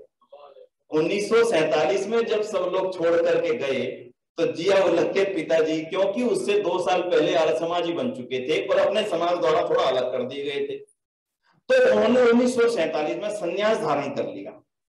और संन्यास धारण करने के पश्चात में वो प्रचारार्थ घूमते रहे और उनको फिर आश्रय दिया उन जयदेव जी ने, जिनकी चर्चा मैंने राजकोट वाले अभी की आपसे। ये बात ना खुलती अगर देश के विदेश मंत्री अटल बिहारी वाजपेयी 1977 में ना बनते। 1977 में जब वो देश के विदेश मंत्री बने और जिया उल हक उस समय पाकिस्तान के राष्ट्रपति थे, तो जब ये पाकिस्तान की यात्रा पर गए, उन्होंने कहा कि मेरा एक काम कर दीजिए, मेरे पूज्य पिताजी की जानकारी मुझे नहीं हो पाती है, इतना मुझे मालूम है कि वो आर्य समाज से जुड़े थे। तो देश के विदेश मंत्री ने आकर के सत्ता अपनी थी, पूरी सीबीआई को इस काम के लिए लगाया और सीबीआई की पूरी टीम रन करते करते करते आर्य समाज मंदिर मार्ग पहुंची सबसे पहले, क्योंकि दिल्ली में एकदम लगता था ना कि हेड ऑफिस कहाँ है, मंदिर मार्ग से उनको पंडित फूलचंद शर्मा सोनीपत वालों को पता मिला। पंडित फूलचंद शर्मा के घर में उन्होंने, फूलचंद शर्मा जिंदा थे उस समय, फूलचंद शर्मा जी ने बताया जिनकी आप बात करते हैं उनको मैं देवराला गांव हरियाणा के अंदर अंतिम चिट्ठी देकर के उनके घर पे भेजा था रहने के लिए। फिर वो उनकी टीम वहां पर पहुंची और वहां पर जब सारी बात का पता लगाया तो जो उनके रोजाना पैर दबाया करते थे पिताजी ने ये नहीं बताया था कि ये वो हैं, केवल इतना बताया था कि आपने इनकी सेवा करनी, घर में इनके आने जाने की व्यवस्था रखनी, जहां ये प्रचार करने जाना चाहे जाएं। तो उनके घर तक जब टीम पहुंची और सारा चिट्ठा खुला, तब जाकर के बात सामने आ पाई कि आर्य समाज का इतना बड़ा तप, इतना बड़ा प्रभाव, देश के राष्ट्रपति का पिताजी जाता, वो आर्य समाजी बनकर के, देश का सन्यासी बनकर के आर्य समाज का प्रचार करने के लिए गली गली घूम रहा है। किसका प्रभाव था? अद्भुत संस्था है आर्य समाज बंधु, अद्भुत। हमारे अपने कार्यों से कुछ बदनामी मिली हो तो वो कारण मैं हो सकता हूं, लेकिन आर्य समाज के जिन लोगों ने उदाहरण देकर चला जाऊं, इस गाथा को लंबी करता चला, उसका कोई अर्थ नहीं है। एक सीमा तक किसी चीज को कहने में उसका लाभ होता है, उसके बाद उसकी असीमित व्याख्या करने में आनंद की जगह। एक लेटेस्ट अटलांटा में मिला है, आज भी लोग जो अटलांटा में आपको जमीन मिली है। हाँ, तो मैं थोड़ी सी चर्चा शुरू कर दूं कि इस समय भी आर्य समाज अब कोई कमजोर मोड़ पर नहीं खड़ा बंधु। अंतरराष्ट्रीय आर्य महासम्मेलन जो 2018 का हुआ, जिसमें आपका पूरा आशीर्वाद मिला, वो अगर उसको थोड़ा सा एनालिसिस करके देखें तो 4 दिन तक चलने वाला निरंतरता का सम्मेलन, जिसमें एक भी व्यक्ति ऐसा नहीं है जिसको पैसे देकर के, किराया लेकर के बुलाया गया हो। अपने दान देकर के व्यक्ति अपना पैसा देकर के जमीन पर सोने के लिए आ रहा है, बिना किसी स्वार्थ के आ रहा है। अगर ऐसा सम्मेलन आप किसी बाबा को छोड़ दें, आप नाम दान लेने के चक्कर में और ना जाने किस पाखंडों के कारण से, एक बुद्धिमान, एक वैज्ञानिक कौम जो विज्ञान के साथ तोल करके चलती है, ये ठीक है, ये गलत है, ये कैसे कर दिया आपने, ये कहने वालों की लाखों की संख्या अगर आधुनिक काल में इकट्ठा हो रही है, और इतना बड़ा सम्मेलन जब हम राजनाथ सिंह जी को कहने के लिए गए कि अंतिम दिन आप आइएगा, तो कहने लगे विनय जी अंतिम दिन तो तोते बोला करते। भाई अंतिम दिन अब क्या हो गया, राष्ट्रपति जी आ गए, उस समय शो होता है, बाद में कौन होता है वहां पर। मैंने कहा जी निश्चित रहिएगा, जितनी जवानी पहले दिन थी समारोह के अंदर, उतना ही ताजगी अंतिम दिन, उससे कुछ अधिक मिलेगी, कम नहीं मिलेगी। जब वो आए तो कह रहे हैरान हूं मैं तो आर्य समाज के स्वरूप को देख करके। बंधुओं, कोई निराशा की बात नहीं है, बिल्कुल नहीं है। उदाहरण देता हूं, म्यांमार के अंदर, बर्मा के अंदर दुनिया का सबसे सुंदर आर्य समाज मंदिर 3 है दुनिया के, उनमें से एक तो बर्मा के मांडले शहर के अंदर है। अगर आपका जाना हो कभी तो थोड़ा सा रूट डाइवर्ट करके बर्मा का आर्य समाज मंदिर देख के जाइएगा। 7 मंजिल ऊंचा, 7 फ्लोर्स, 2 नीचे 5 मंजिल ऊपर, बड़ा एसी पूरा आर्य समाज मंदिर, शानदार। और दूसरा दुनिया का सबसे सुंदर आर्य समाज मंदिर है, वो है सूरीनाम के अंदर, जो सबसे गरीब देश माना जाता है। सूरीनाम के अंदर दुनिया का सबसे सुंदर आर्य समाज मंदिर है, नेट पे डाल करके देखिएगा, आर्य दिवाकर। इतना सुंदर कि उसके फोटो ताजमहल की तरह दिखते हैं बस अड्डों पर। जब आप जाते हैं ना सूरीनाम, तो एक जो स्मारिका के लिए फोटो लोग खरीदते हैं 5-5 रुपए 10 रुपए कार्ड के रूप में, तो वहां आर्य समाज मंदिर का वो फोटो इतनी सुंदर यज्ञशाला वहां पर मिलती है। अब नया रूप देखिएगा, म्यांमार के अंदर बहुत बड़ा एक सेंटर बनने जा रहा है आर्य समाज का, बर्मा के अंदर, जहां हम कहते थे आर्य समाज खत्म हो गया। दूसरा एक बड़ा सेंटर बनने जा रहा है अटलांटा के अंदर आर्य समाज का। तीसरा अपने भारत के अंदर पंचकुला के अंदर लगभग 55 एकड़ में आर्य समाज का एक बहुत ही बहुउद्देश्य, बहुत सुंदर बहुउद्देश्य केंद्र, जिसको आप ब्रह्म कुमारी इसका सेंटर कह सकते हैं, जैसे उनका अपना है, हमारा अभी तक नहीं था अभी तक। तो वैसा सेंटर आपके अपने देश के अंदर पंचकुला, चंडीगढ़, यहाँ से केवल 3-4 घंटे की ड्राइव है, बहुत सुंदर वहां पर बनने जा रहा है। नई से नई संस्थाओं का बनना, नए से नए कार्यक्रमों का आगे बढ़ना, नए से नई ऊर्जावान नौजवानों का आगे आना, इसमें कोई निराशा की बात नहीं है। आपसे मेरा अंतर्मन एक ही अनुरोध है, उत्साह रखिए।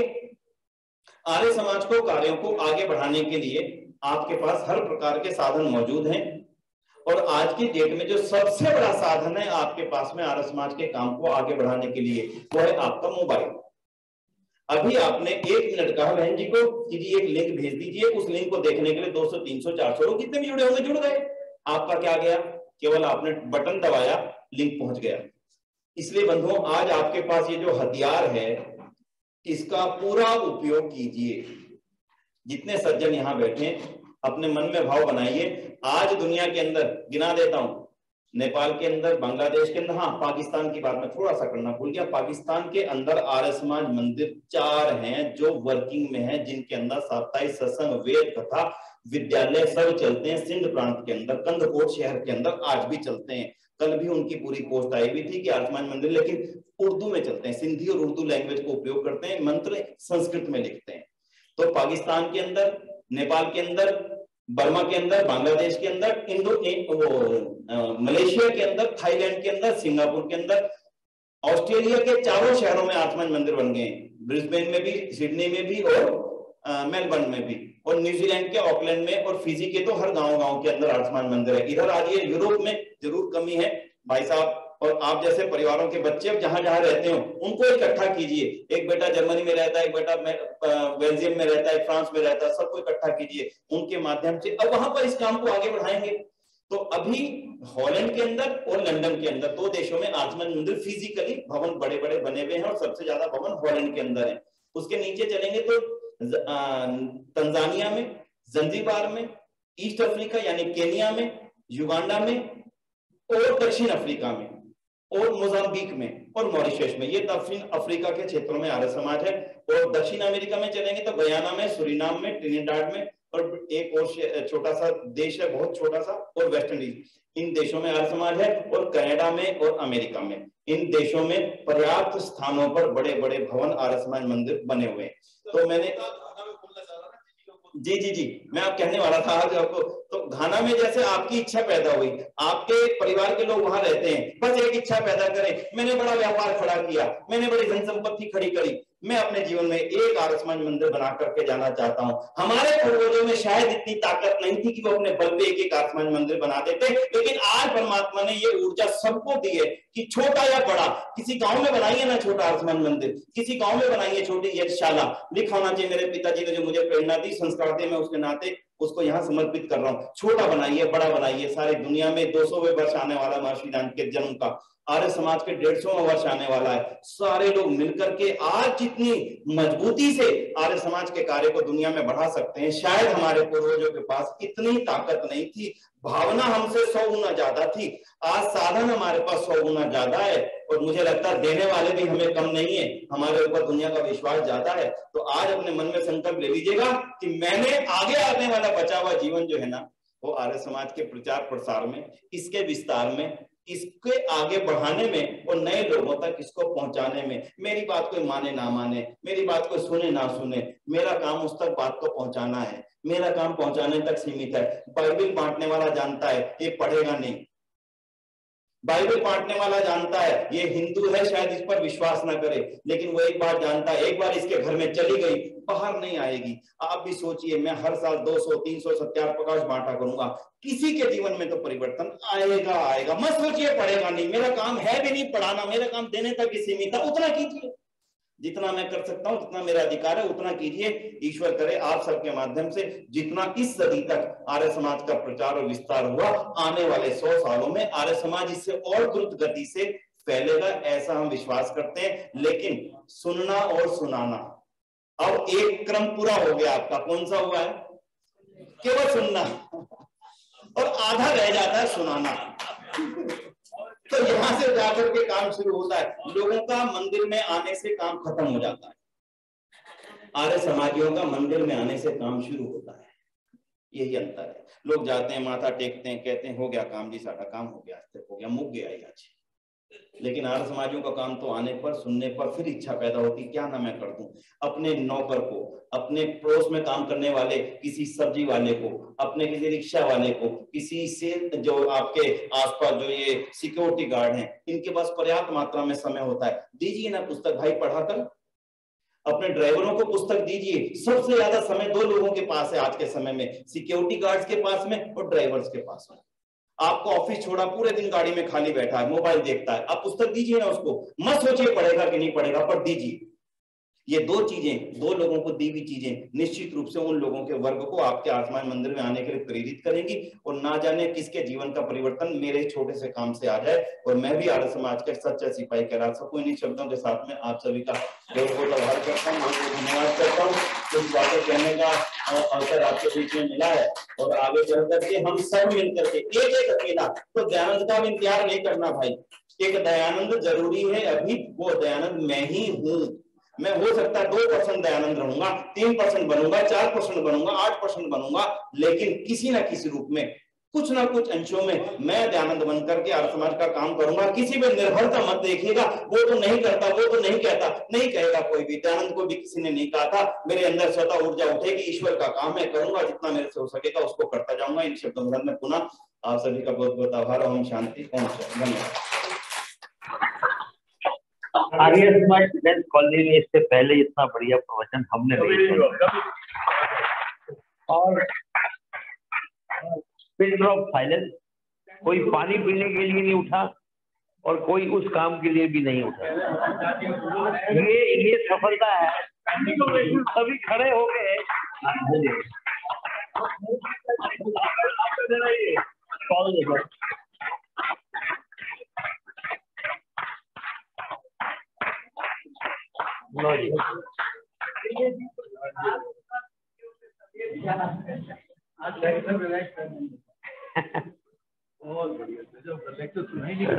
जी बैठिए, सभी बैठिए।